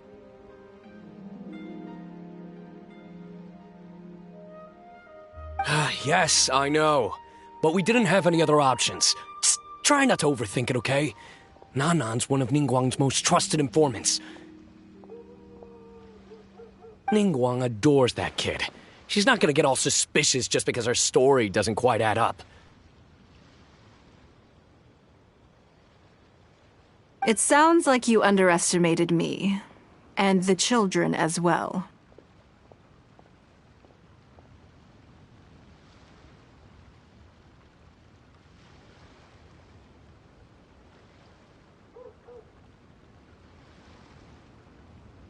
Lady Ningguang? You knew how important that comb was to Nan Nan, and you exploited that fact to emotionally manipulate her. You coached a child to lie, made her betray her own innocence and confuse her conscience.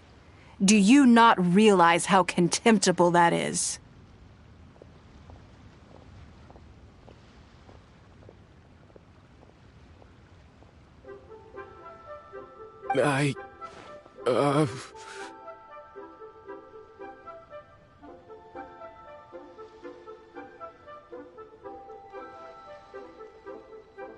Sorry, Lady Ningguang.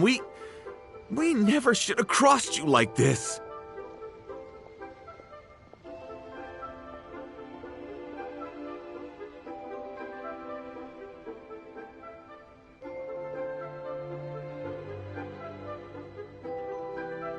That's not the point.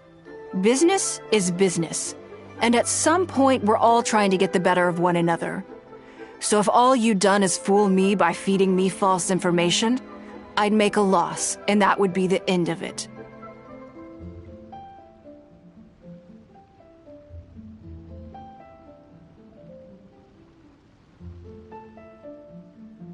But you cannot put Mora above all else. You cannot go exploiting children for profit. Do you have any idea just how much damage that will cause?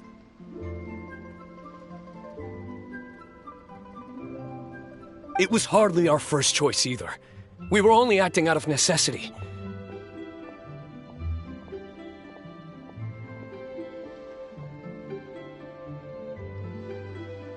We've been business partners for years now. We've gotten by, I guess, but never had any opportunities to expand.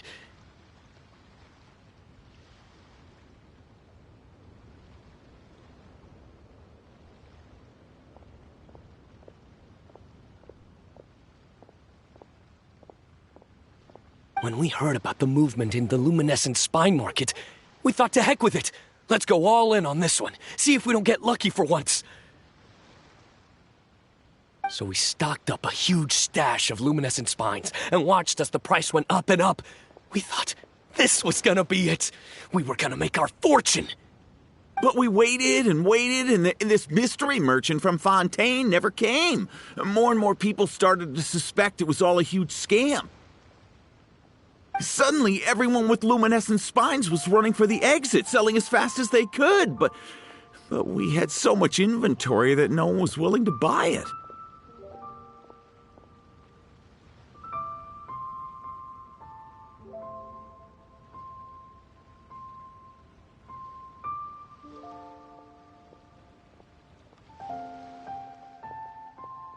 Oh yeah! As soon as Lady Ningguang makes a move, everyone follows her lead, and the price takes a steep hike. If we don't sell the goods, we're both bankrupt. We're in debt up to our eyeballs. We just didn't have any other choices. To be brutally honest, we took out a loan and made a speculative investment is not a sob story.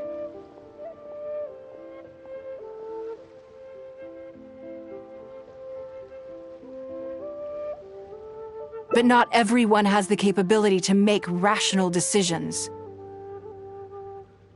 Greed, a lust for wealth, and impatience can all cloud your judgment. Do you now realize how dire the consequences of wild speculation can be? 100%. We've both barely slept in days. We begged people to take our stock off our hands. They laughed at us, called us idiots, thought it was all hilarious. We messed up. Completely and catastrophically messed up.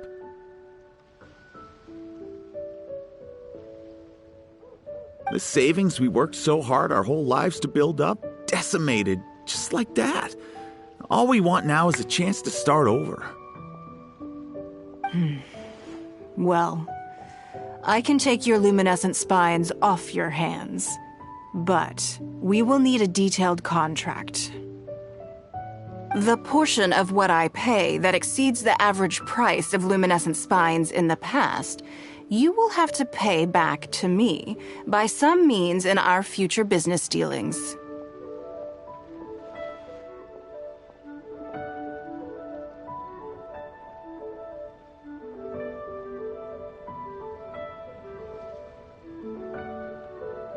Huh? But that means our profit is 0. Then you're free to find another willing buyer.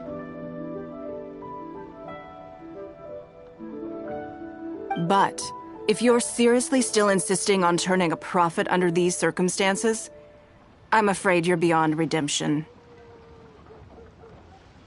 Lady Ningguang is right. Let's swap the goods for cash and use it to pay off our debts and be done with it. This is a lifeline and we should be grateful for it. Forget about making money.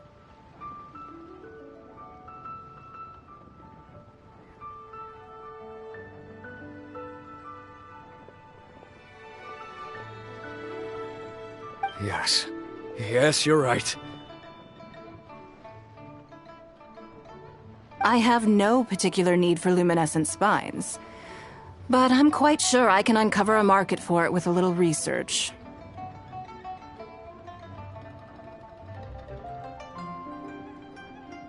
Okay, so, shall we get this deal done now, or...?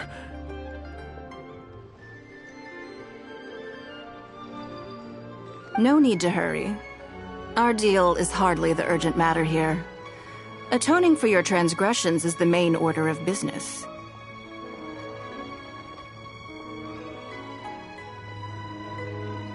You took advantage of a child, and you are coming with me to make a full and unreserved apology.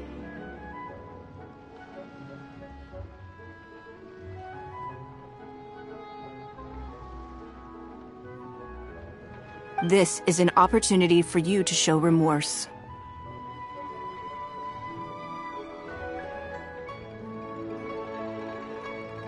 Oh, okay.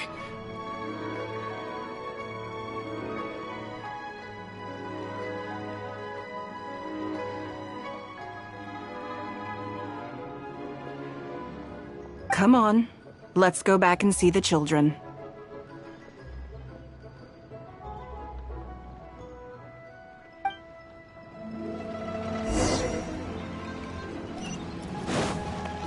Hey, who's that skulking around?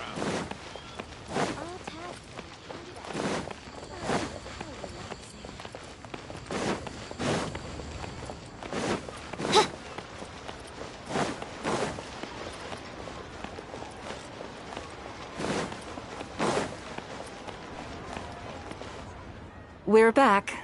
Everything's all sorted. Huh? Oh! It's those two! I'm sorry, Nan Nan. I was lying to you when I told you that Lady Ningguang wouldn't fix your comb. I was completely in the wrong, and I promise I'll never do anything like this again. Can you find it in your heart to forgive me? What do you think, Auntie Ningguang? I think it should be your choice, and yours alone. Well... Since it's all sorted out now, and nothing super bad happened, I guess it's okay. But we can't just let them off. We gotta show them you don't mess with us. That's true. I'd certainly hate to see anyone else try to con you. I've made up my mind. I want them to come play with us.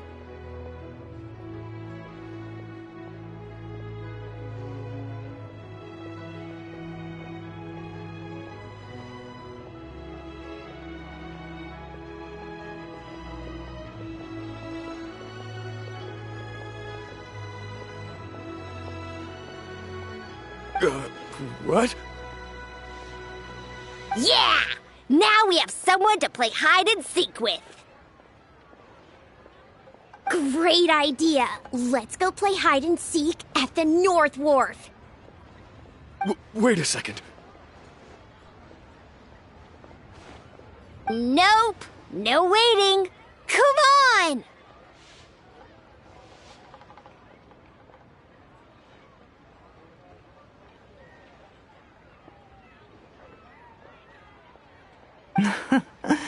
So full of energy.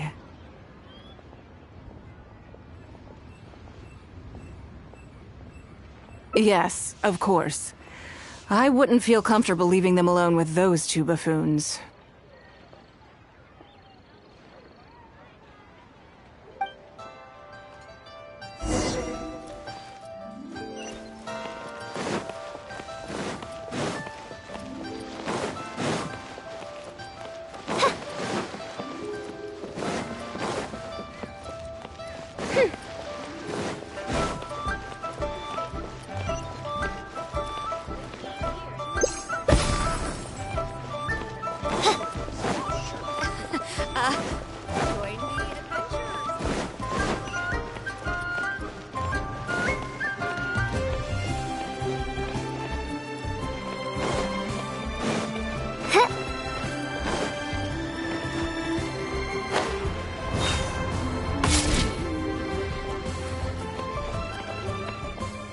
Let me guess what you're thinking.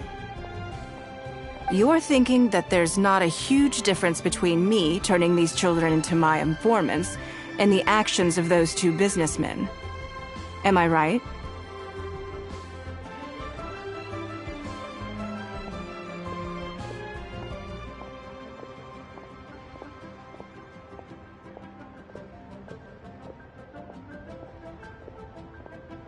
They were completely different when I first met them.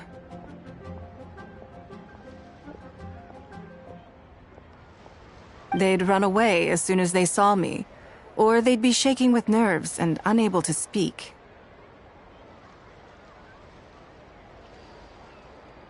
But gradually, they stopped seeing me as someone to be afraid of, and started seeing me as someone they can trust. For my part, I did my utmost to fulfill the duties of a responsible adult.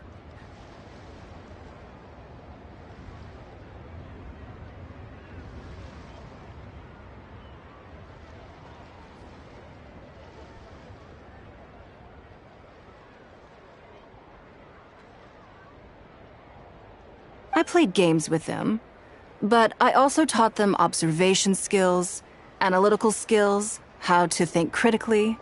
I never taught business, though. Now, they're much further ahead in their studies, and far more mature than their peers. This has given them confidence in themselves.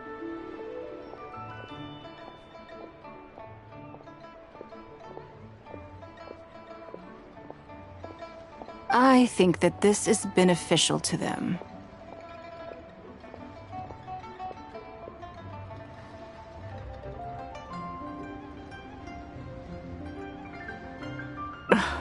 Yes, perhaps I am. I never had the chance to receive a good education as a child. That's why I hope to teach these children myself. Hopefully, I can pass on some of what I've learned.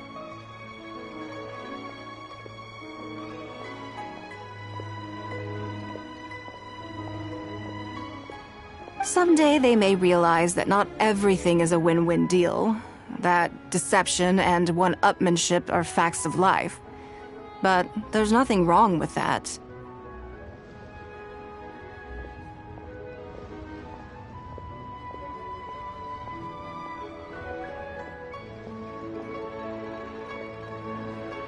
When that happens, they will be ready to face the world head-on and become exceptional businessmen and women. But until then, I am here to protect them. I will one day die. New Qixing will replace the old, and Liyue will continue to prosper. I hope the name Ningguang will live on, but not as a person, as more of a symbol. If I can pass on everything I have learned, I can create a legacy that will live on long after I am gone.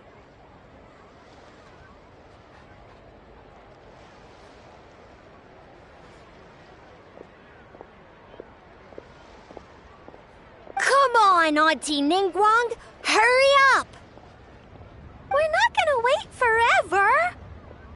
Coming! Come on, let's enjoy this while we can.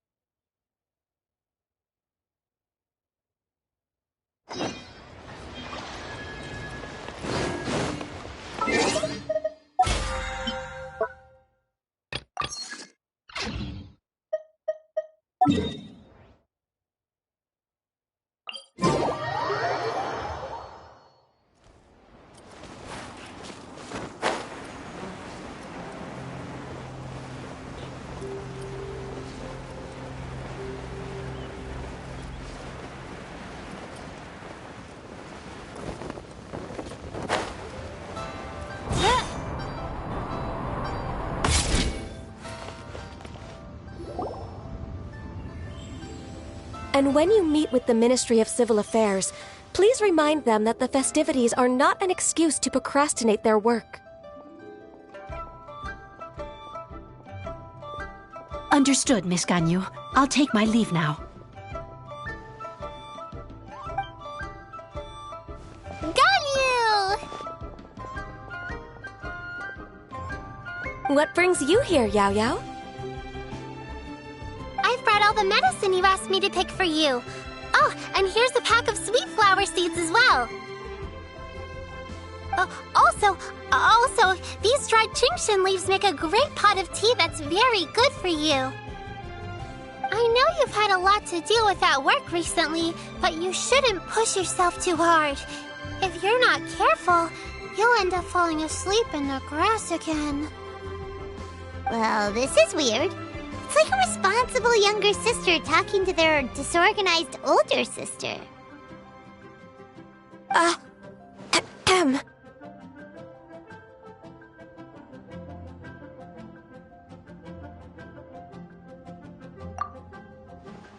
Thank you, but Paimon's criticism is quite valid.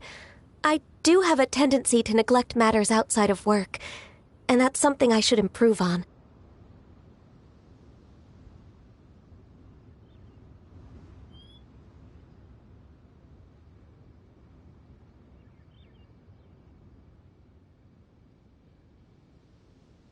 Oh, my apologies. I don't believe we've been introduced. Ah, Paimon will do the honors.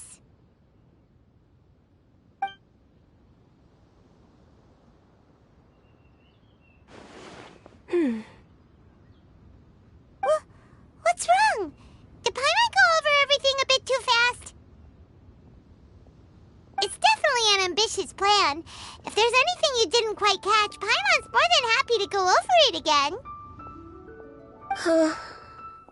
It may be a little difficult to make this happen. Oh? Well, the Lantern Rite is the most important festival of the year. Our celebrations must not only be visually spectacular, but also appeal to the tastes of Liyue citizens from all walks of life.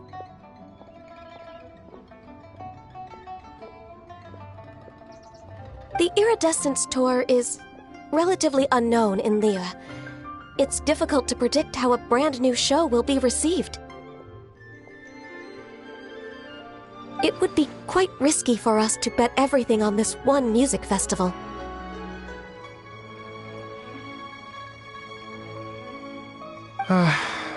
All very valid points. I completely understand. Therefore, we will not replace or cancel any of our pre-existing program. However, I will submit a proposal requesting to put the Iridescence Tour special performance as the final act of this year's festivities.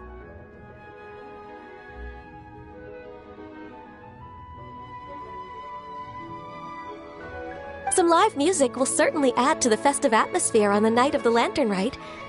As for the venue, let's reserve a space at the docks.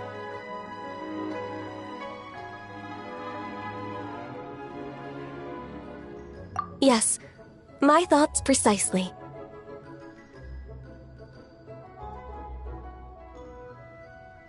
Now I just need to take some time to give this proposal some polish.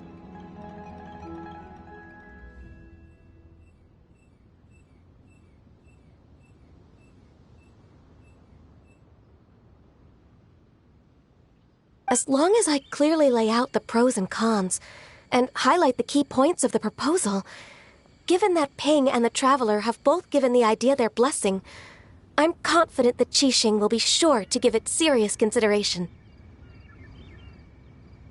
Mr. Dvorak, I will need to discuss with you the number of musicians who will be coming to Liyue, as well as their catering and accommodation requirements.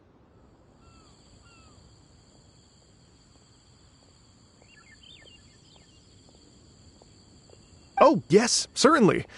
Let's step to the side and discuss further.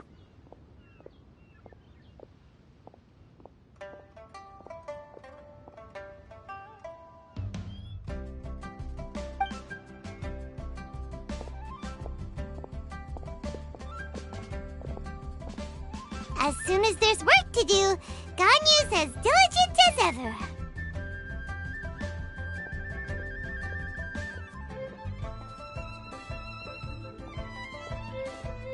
I couldn't agree more.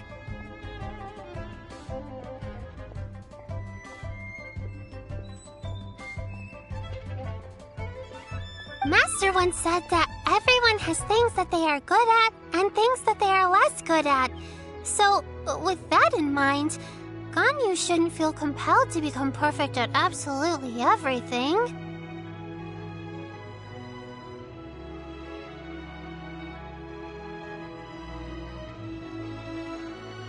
I'm good at taking care of people, so that can be left to me.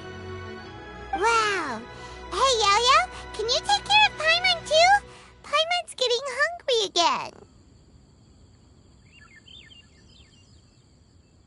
I'm afraid my backpack's empty now, but if you let me know what you like, I can bring you some of your favorite dishes next time we meet.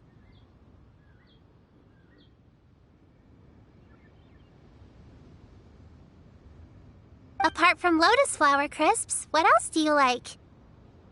Anything sweet, and anything that's made from slimes.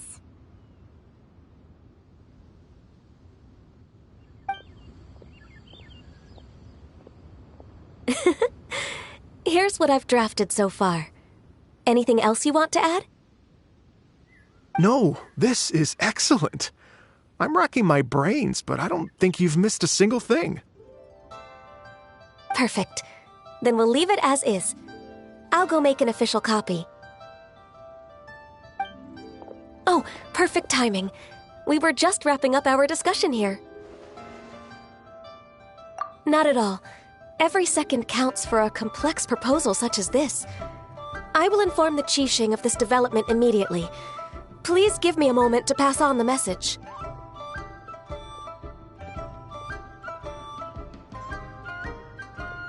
Yao Yao, thank you for bringing my herbs. I will make sure to take them.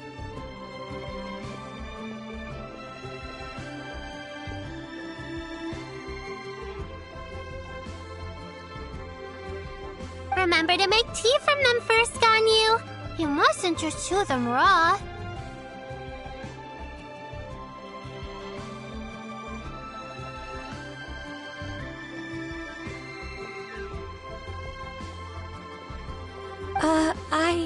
I will.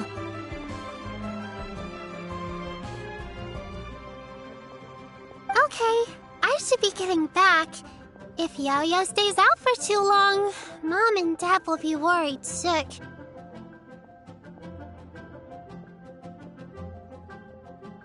Everyone, I'm sure that the music festival will go off without a hitch, so don't worry. And in case I don't see you before, I wish you all a very happy Lantern Rite.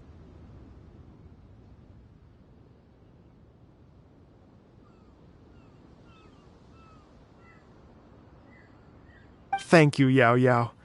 Happy Lantern Rite to you, too.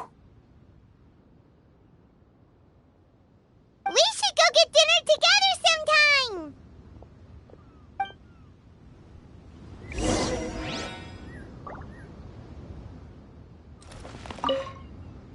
That lady I just talked to, Ganyu? She really thinks of everything. It got me wondering. Could it be that all our failed attempts so far have been down to our failure to properly prepare for different contingencies?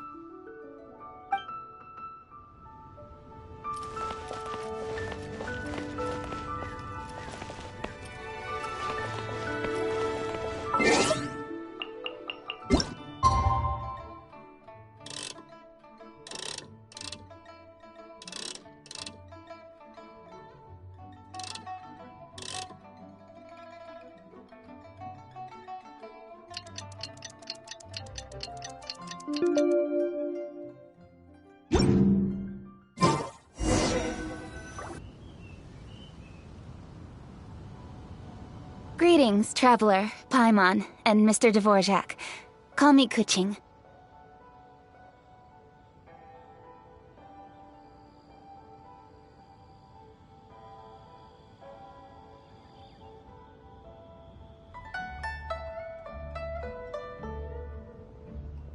Ganyu has brought me up to speed on everything. I'll get straight to the point.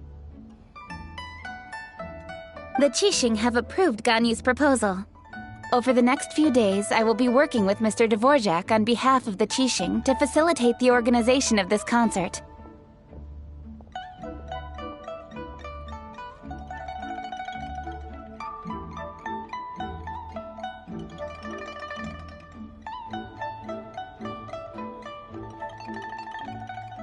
Yay! That's awesome!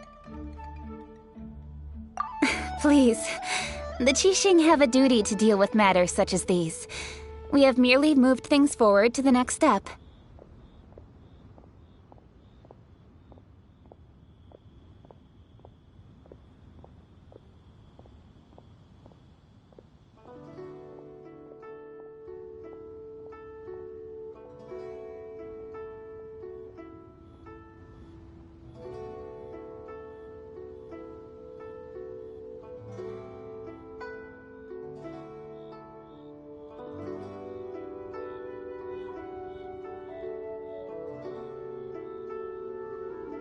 On a more personal note, I am an avid supporter of all things new and innovative. As such, it is my privilege to work with you on this exciting project. Thank you so much, Keqing. I'd become quite discouraged after our recent failures and was expecting the same outcome once again, so I didn't dare to get my hopes up. Never in my wildest dreams could I have imagined this going so smoothly. It's like a dream come true.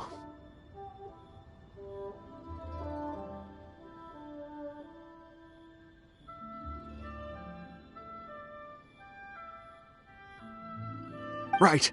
Time for me to call in the performers. To stage a concert at a high-profile event like this is a rare opportunity. We'll make sure it's a night to remember. Yes! Our music band's finally getting fired up!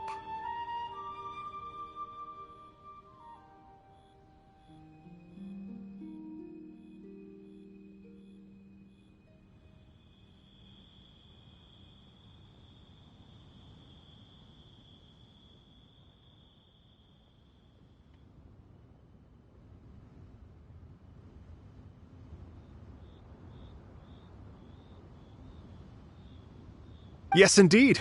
I know exactly what I'm doing from here.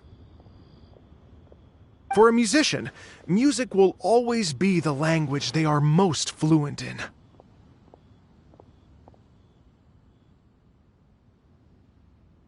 Oh, that. That can wait for another time.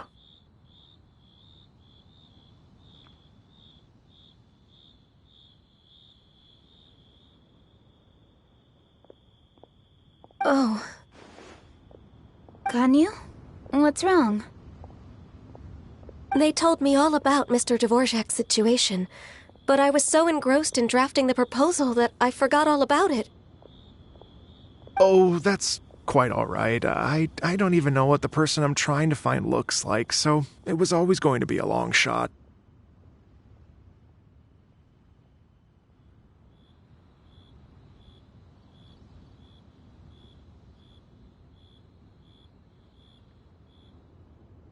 Don't worry about me, Ganyu. Your time and energy are needed elsewhere. I'm sure you already have plenty to deal with between this concert and everything else going on during the Lantern Rite. Thanks. It was just that I had a few initial thoughts when I heard your story. For instance, I wonder if this lady your ancestor met might have been an Adeptus. What do you think?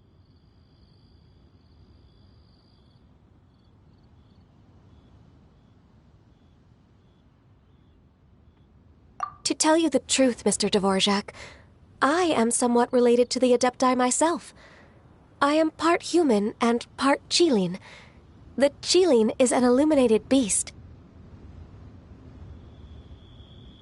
I know how important your quest to get in touch with your roots must be to you, because I've been there myself before, trying to find out where I belonged.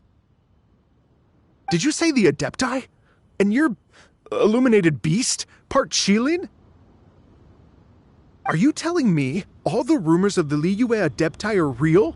So it's not just artistic license? You bet they're real! Trying to track them down is tough, though. Like Julian Karst itself.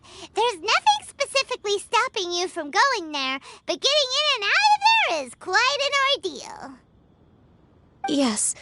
Anyway, if you're looking to uncover a lost melody or shine light on a forgotten aspect of Liyue's cultural history, I'm probably not the best person to ask. But if it's a person you're looking for, then I just might be able to help. I see. I think I understand the situation now. In that case, Ganyu, shall we divide the work between us? Yes, that was also my thought. Great. So Mr. Dvorak and I will concentrate on things here in the city to make sure the concert goes according to plan. In the meantime, Ganyu will reach out to her network and try to find the person he's looking for. How's your workload at the moment? Will you be able to make time? I can probably get through everything in 2 days, as long as I don't sleep. Wait, what do you mean as long as I don't sleep?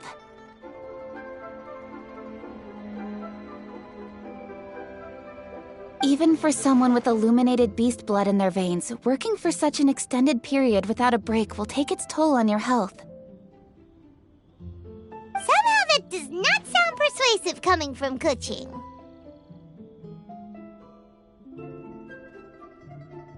Be it but 3 moons from the start, he who returns is not he that departs. Even I know the importance of maintaining a healthy work-life balance. In that case, 3 days. All right, I can work with that. If you have the time, would you join me for this search?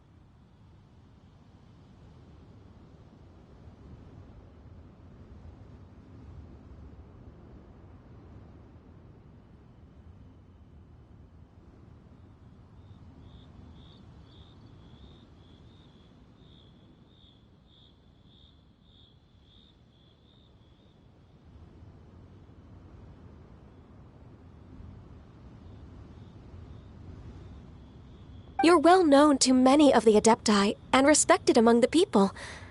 I'll feel much more at ease with your company.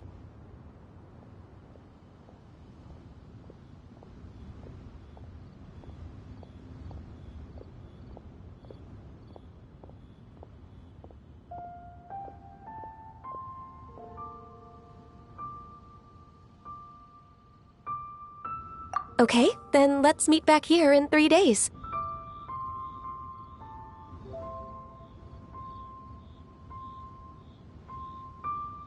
Watch this space, Mr. Dvorak. We'll get to the bottom of this.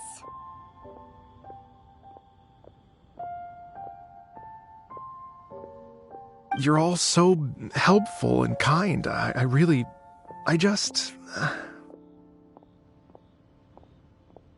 Just think. Imagine if we found the Adeptus lady, or one of her descendants, and got them to come to the performance. Wouldn't that be amazing?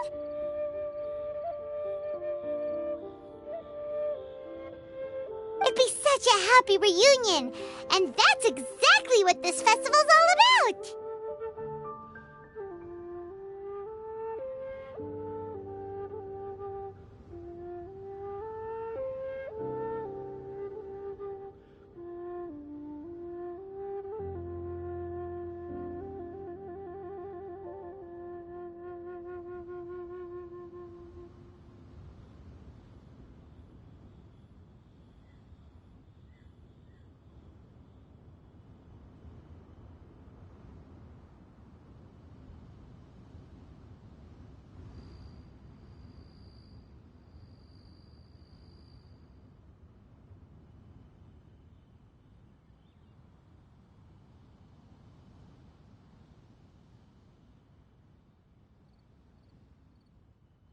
You're right. Okay, I'm gonna pull out all the stops to make this lantern ride a true extravaganza.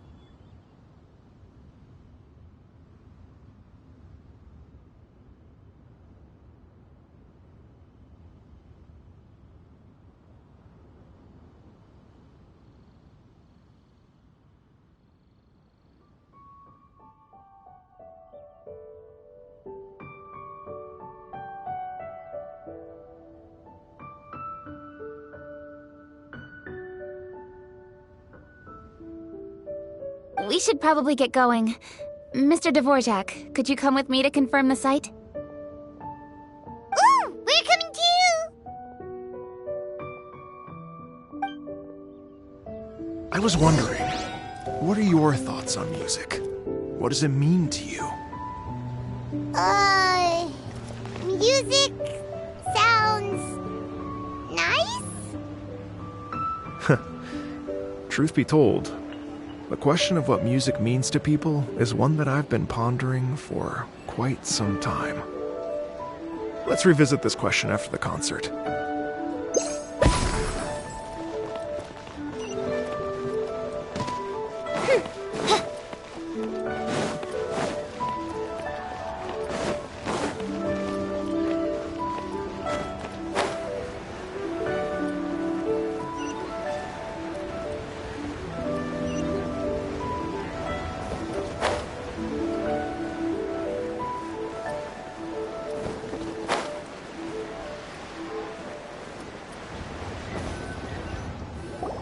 Lady Yuhong? Baiwen, what is it?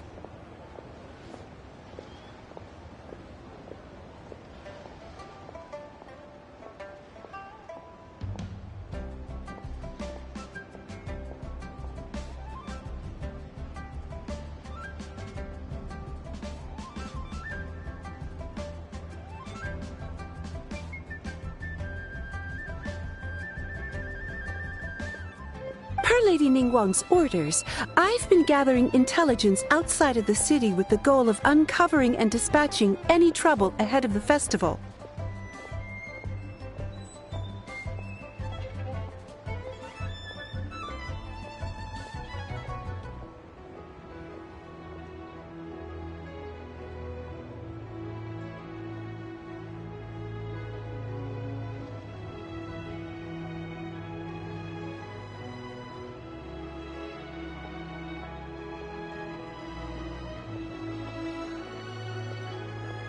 I am told that a strange melody was heard somewhere along the coast.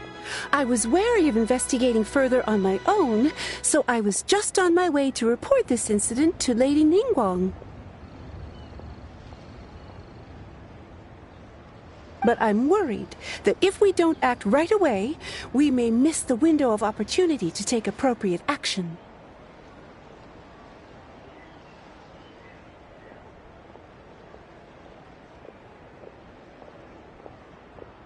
I understand.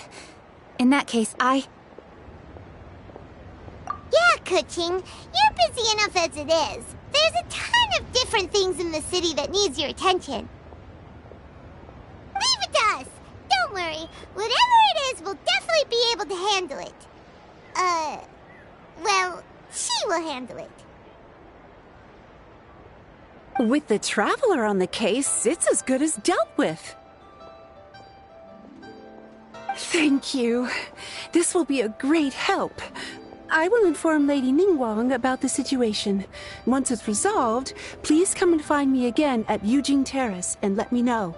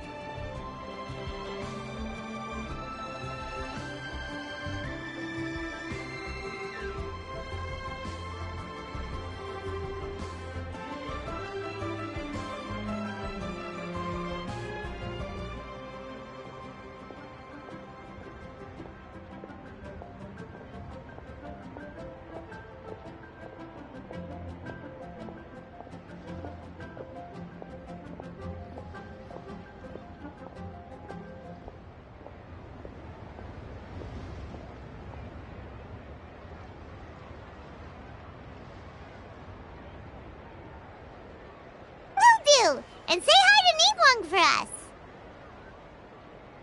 You have my thanks, too. Stay safe and come back as soon as you're finished.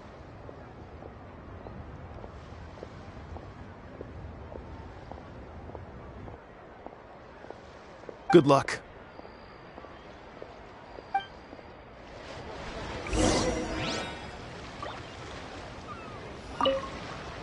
She said she'll reach out to the Yunhan Opera Troupe?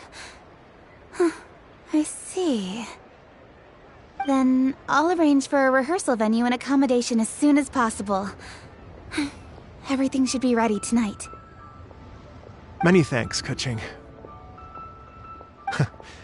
You know, I once heard someone from Liyue describe a person as swift as lightning and agile as the wind.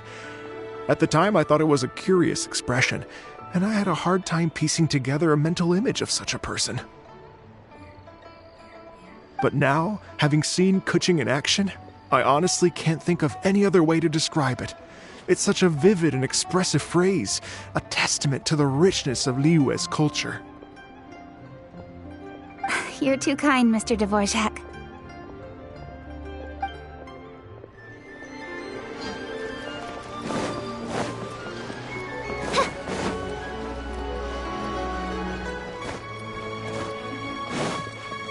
Brace yourselves.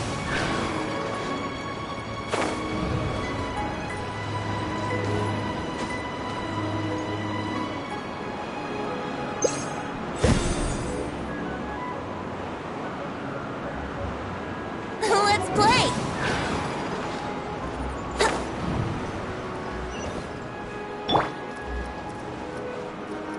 Oz, reveal thyself!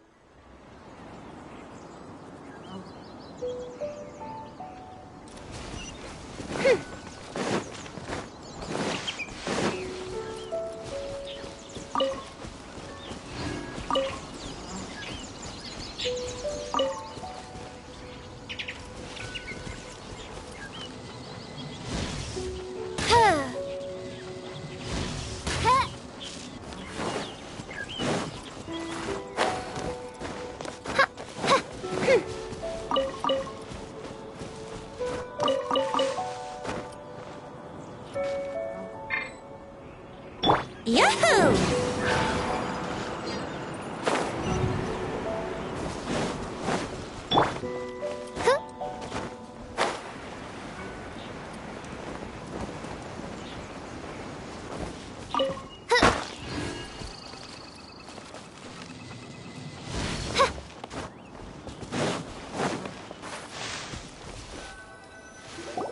Byron said the strange tune was coming from around here, right?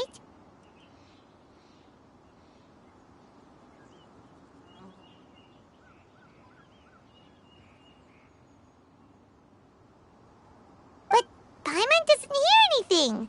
There doesn't seem to be a soul in... I was just wondering who in their right mind would come out to a place like this. So, it's you two. Yeon! How'd you sneak up on us like that? You nearly gave Paimon a heart attack!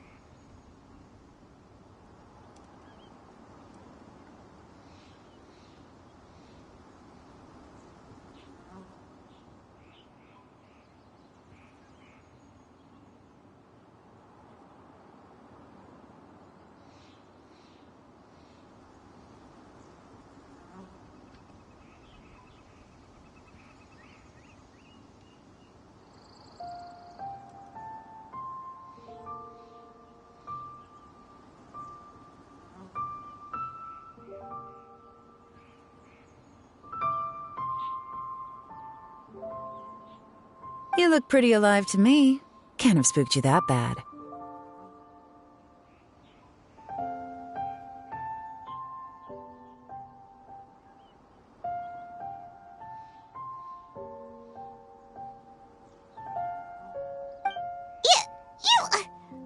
Fair enough. Ah, you're here for that too? Saves me a bit of explaining. Come with me. I've already reconned the perimeter, so we should be safe.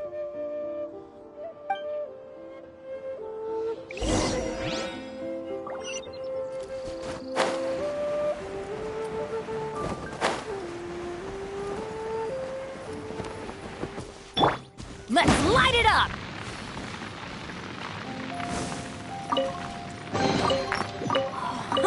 It's a miracle!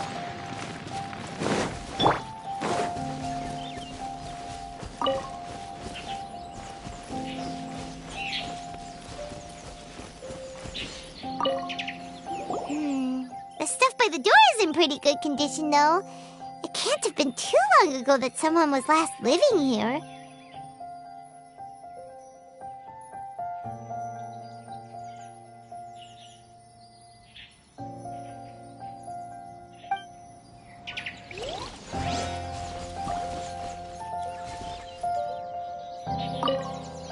This place is completely empty. There's nothing valuable left here at all.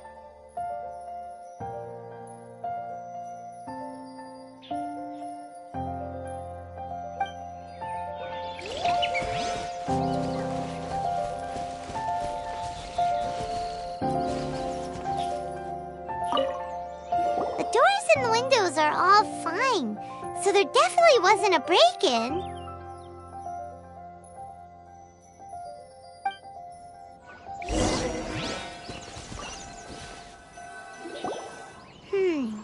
How strange. It looks like it's been looted, except for the fact that there's no sign of a struggle. The bad guys could have sneaked in while the owner was gone, but then how do you explain why the door and windows are intact? Seems you've done a pretty thorough inspection.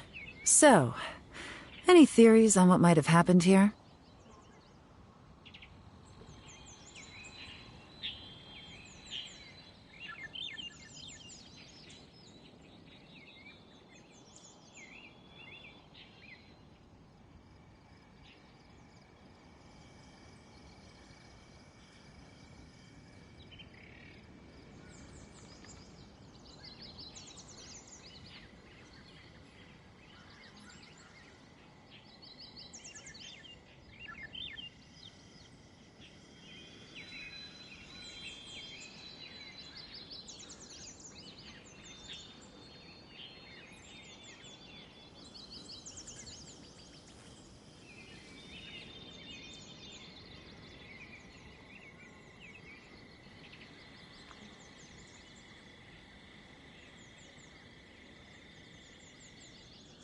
Yaylon, you didn't hide some of the evidence from us on purpose, did you? Why would I make this more difficult for you? We're on the same side here.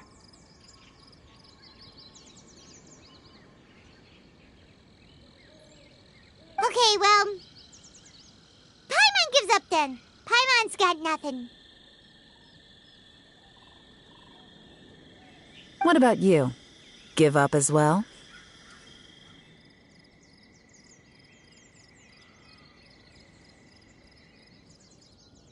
Yep.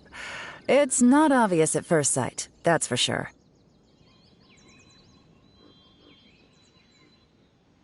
To be honest, I was only able to put it all together because of some background knowledge about this area.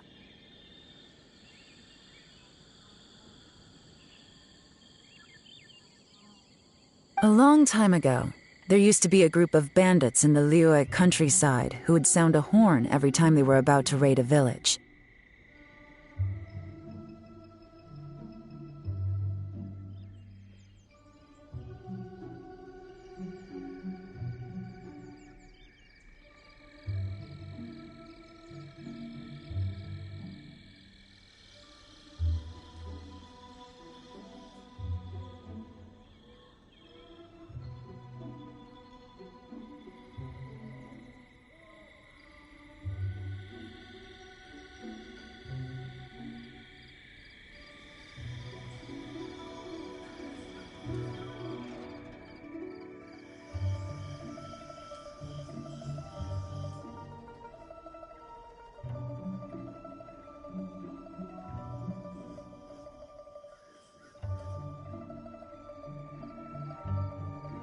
But it wasn't a rallying cry to rouse their fellow men. It was a disconcerting tune, meant to intimidate the weak and warn them of their impending doom. To escape with their lives, the villagers would abandon their homes and flee overnight, taking only their most valuable belongings with them. Everything else was left behind. The bandits were eventually brought to justice, but the fear and trauma remained in the villagers' hearts. Whenever they heard that melody, they would feel like their lives were in danger once again, and flee immediately. The culprit of this crime exploited that very fear to get access to this house without having to force their way in. Whew! That's quite the story. The victims obviously will have gotten quite a fright, but at least they won't be in any great danger. The important thing now is to find this copycat criminal. On any other day, that'd probably be a good idea. Unfortunately, it's not going to work today. Take a look around and you'll see what I mean. This criminal is clearly well-versed both in using music to commit crimes and in making a clean getaway.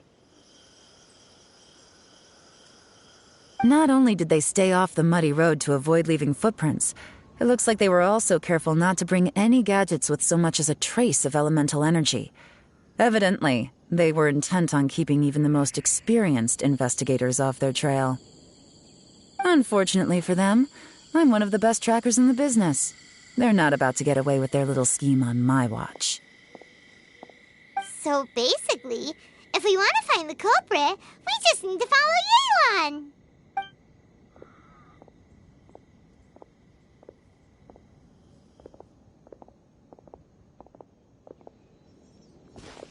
Mm-hmm. As long as you can keep up.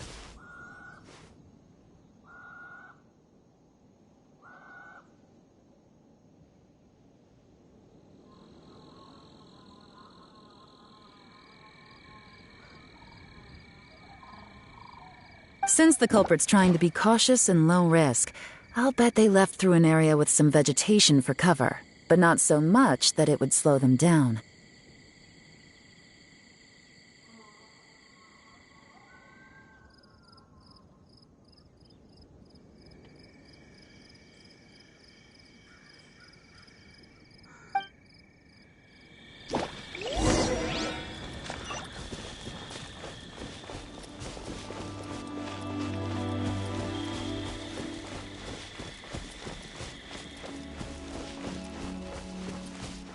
Here, look at this.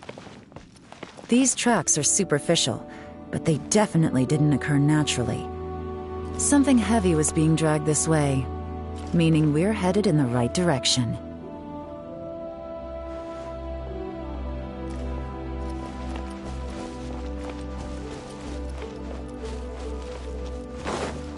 Huh. Their pace has increased. Normally, people carrying a heavy load slow down as their journey goes on and they start to tire. Whatever's motivating them to speed up must be psychological. For instance, reaching the home stretch.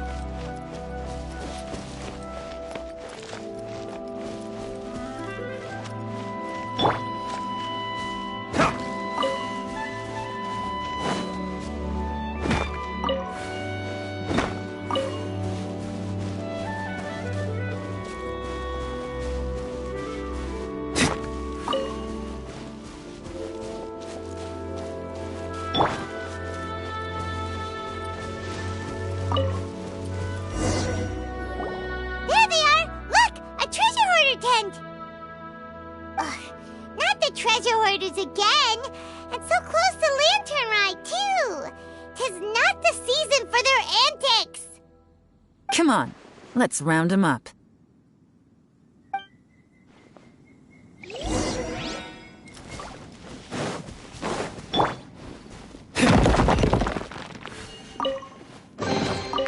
We'll need more where that came from.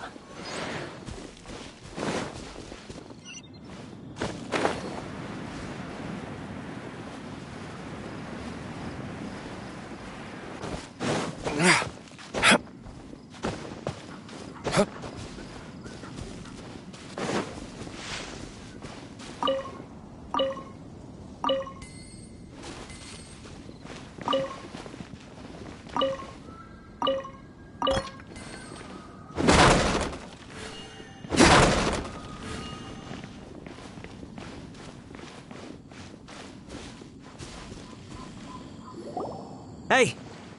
Who are you? Where did you come from?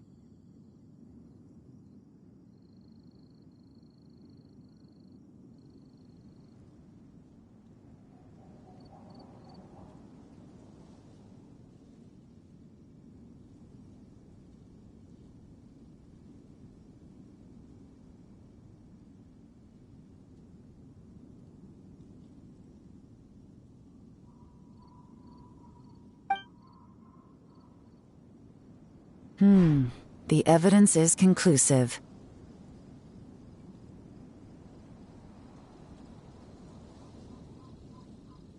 Okay, confess and we'll go easy on you. My patience is running low, so why don't you do us both a favor,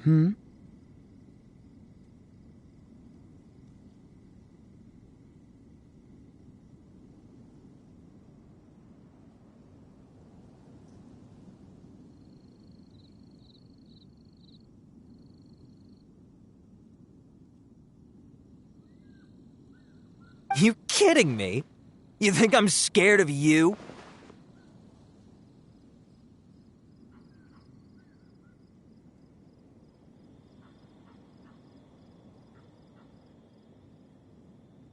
Perhaps not, but you should be.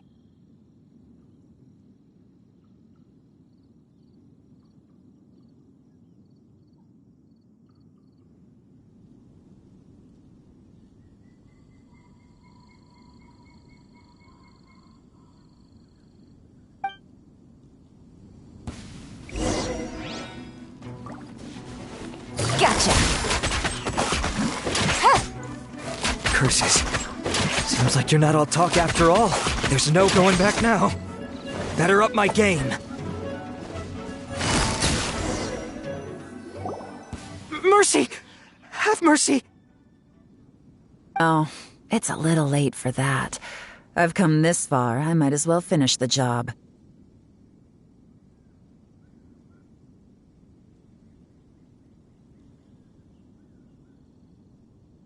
I surrender! I surrender, please! I'll do whatever you say! Please have mercy! Tell us everything.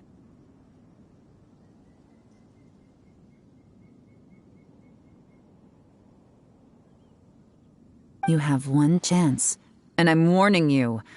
Don't make me ask twice.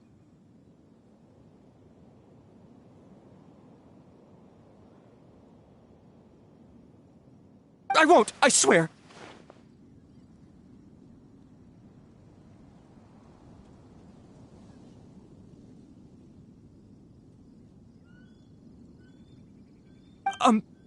So, Lantern Right's nearly here, and like a lot of people, I wanted to buy a few nice things.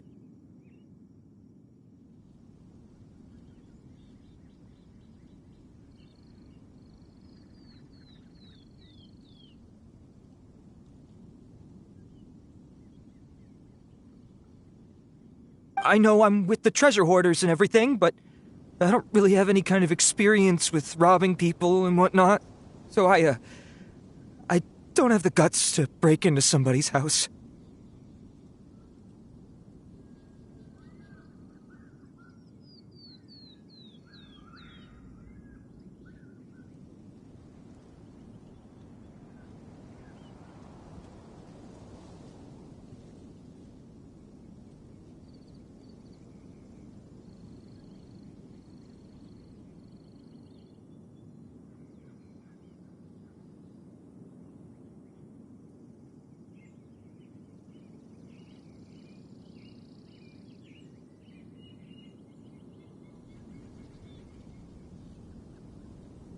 Wow, you're really going to complain to us about that? No, not at all. I'm just telling it how it is. Okay, continue. I racked my brains trying to think of what I could do, and eventually I remembered something from back when I was a kid. The bandits would blow their horn, and my grandma would grab us kids and run.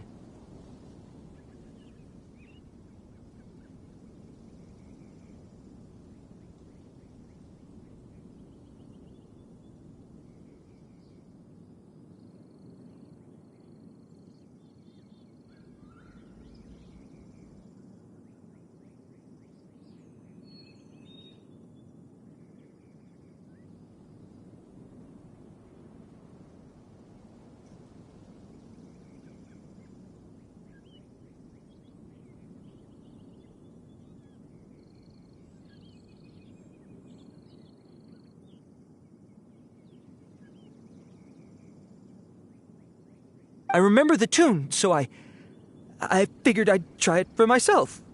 I mean, just to see what would happen. At first, anyway, I seriously didn't expect that family to pack up and leave.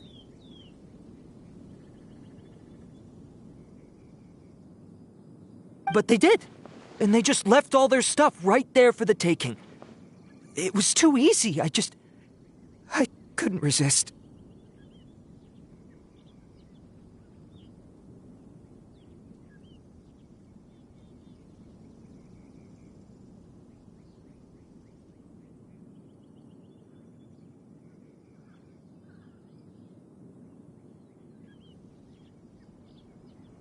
It was completely wrong of me. I know that now. I'll return everything that I took. It's all still in perfect condition, and it'll be like it was never gone. Please, give me a chance, huh? Let me make it right.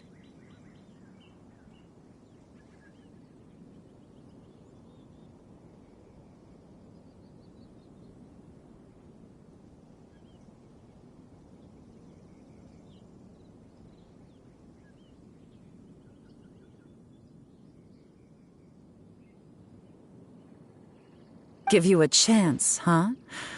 Sounds to me like you'd rather strike some kind of a deal than spend lantern right behind bars.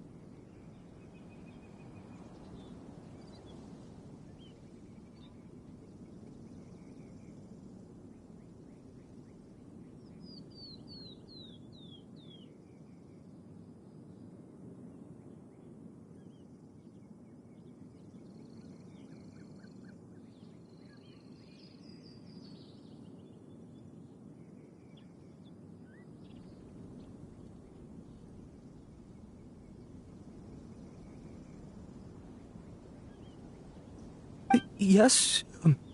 Yes?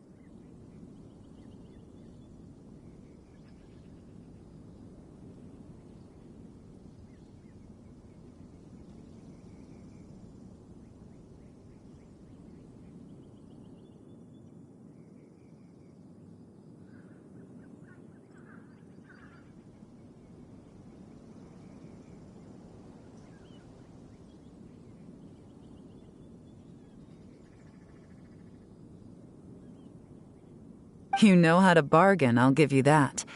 It's just a pity that you didn't confess at the first opportunity.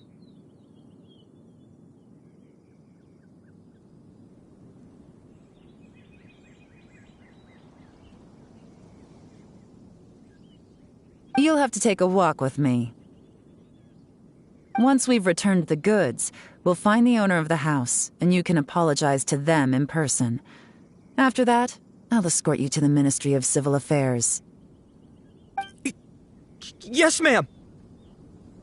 You know, as a former victim of this kind of crime yourself, I doubt anyone understands the fear you inflicted quite as well as you do.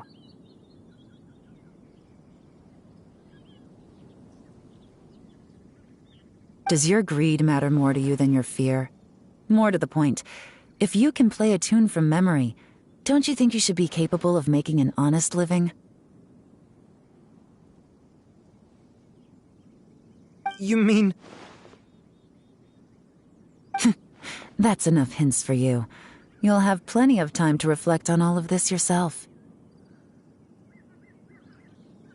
There's not much left to wrap up, so I'll take it from here. Guess this is where I'll say goodbye.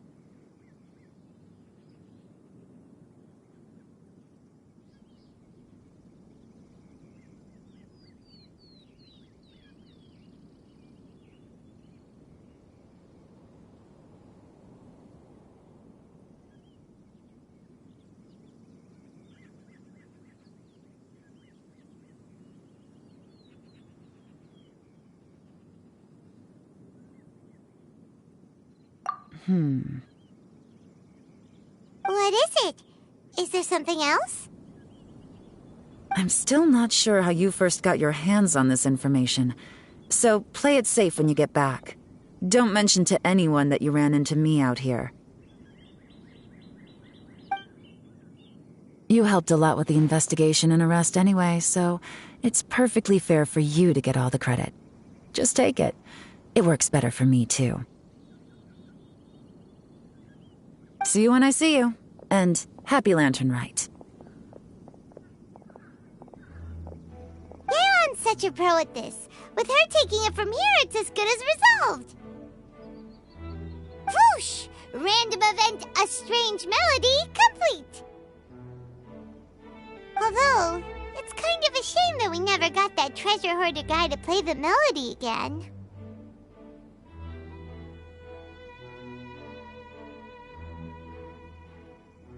Right?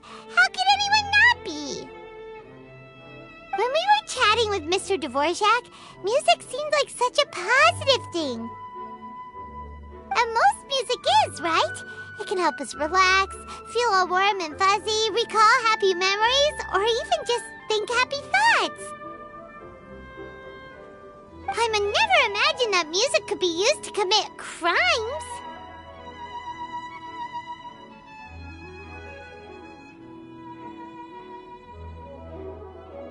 Oh, really?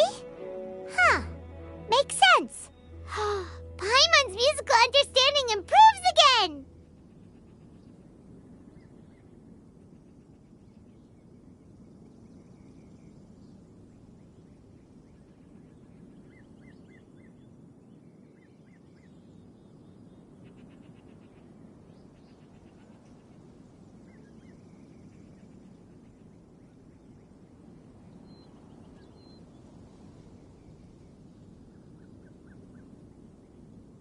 Anyway, now that everything's resolved, let's get back to Liyue Harbor. Byron's still waiting for us with our random event rewards.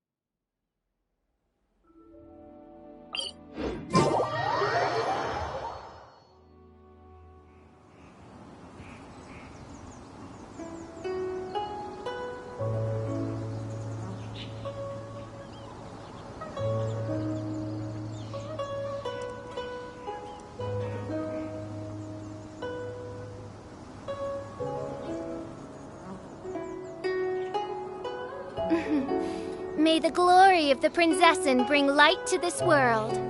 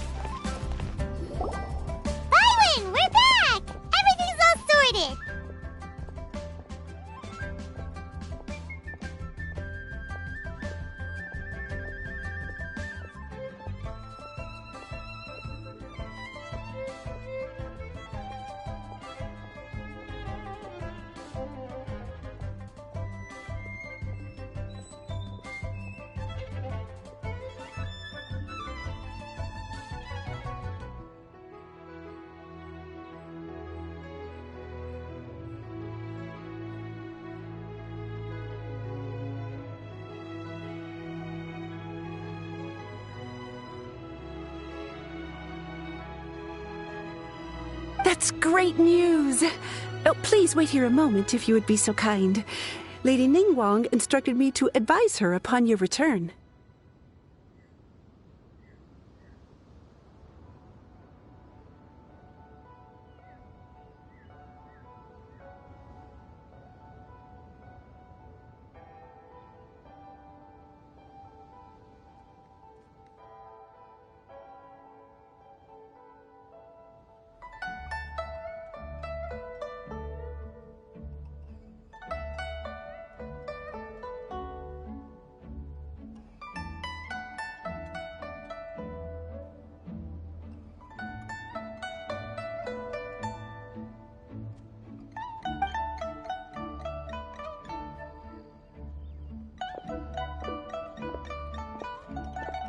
My greetings to both of you.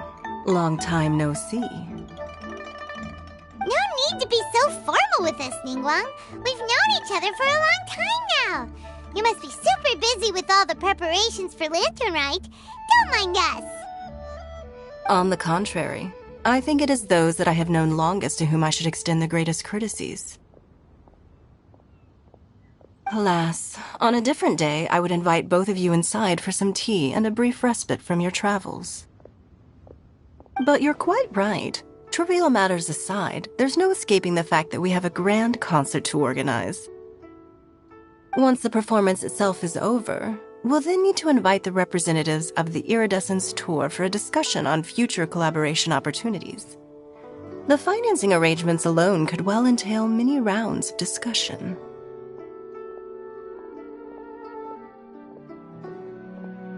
Simply put, there will always be work to do.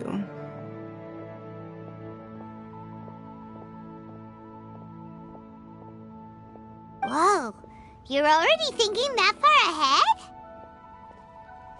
ahead? Well, we can discuss more current affairs if you'd prefer. I trust you saw this year's Mingxiao lantern at the docks when you arrived at the city? Yeah, it looked like a goose. Which Adeptus is it modeled on this time? Sea Gazer. I believe you're familiar with the name. Legend holds that he was free-spirited and easygoing. People described him as a cheerful soul and a loyal friend. On this marvelous lantern rite, we pray that the fallen heroes may be guided home.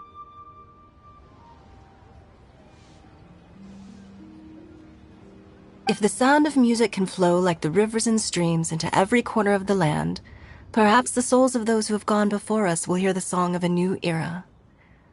I wondered whether the melodies will be to their liking. Oh, they're gonna love them. I'm sure of it. At least, if the guy you mentioned is anything to go by, the Adepti and heroes of the past sound like a positive and free-spirited, cheerful bunch. They're sure to be open to new music. Well, let's hope so. I heard that you'll be going on a search with Ganyu to find the descendants of a fairy lady from a Fontaine legend. I'm sure this quest to uncover the truth behind an ancient story will turn into a most charming tale. Do share it with me, won't you? I couldn't bear to miss out.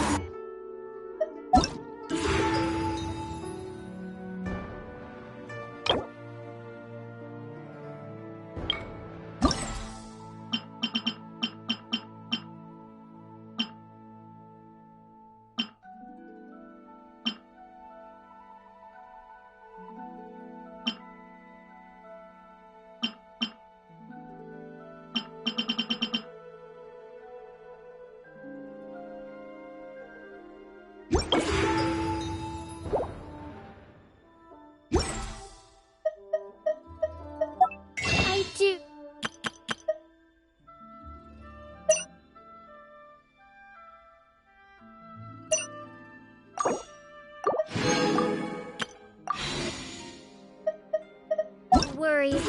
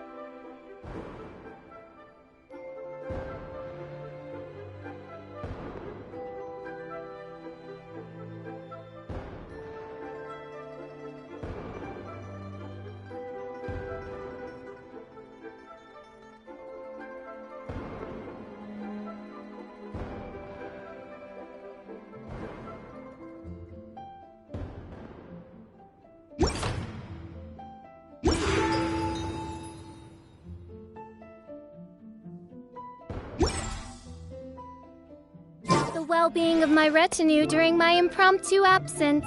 I'm sure the good people of the Adventurers Guild are absolutely fine, mein Fräulein. Stands guard. Evil shall never prevail.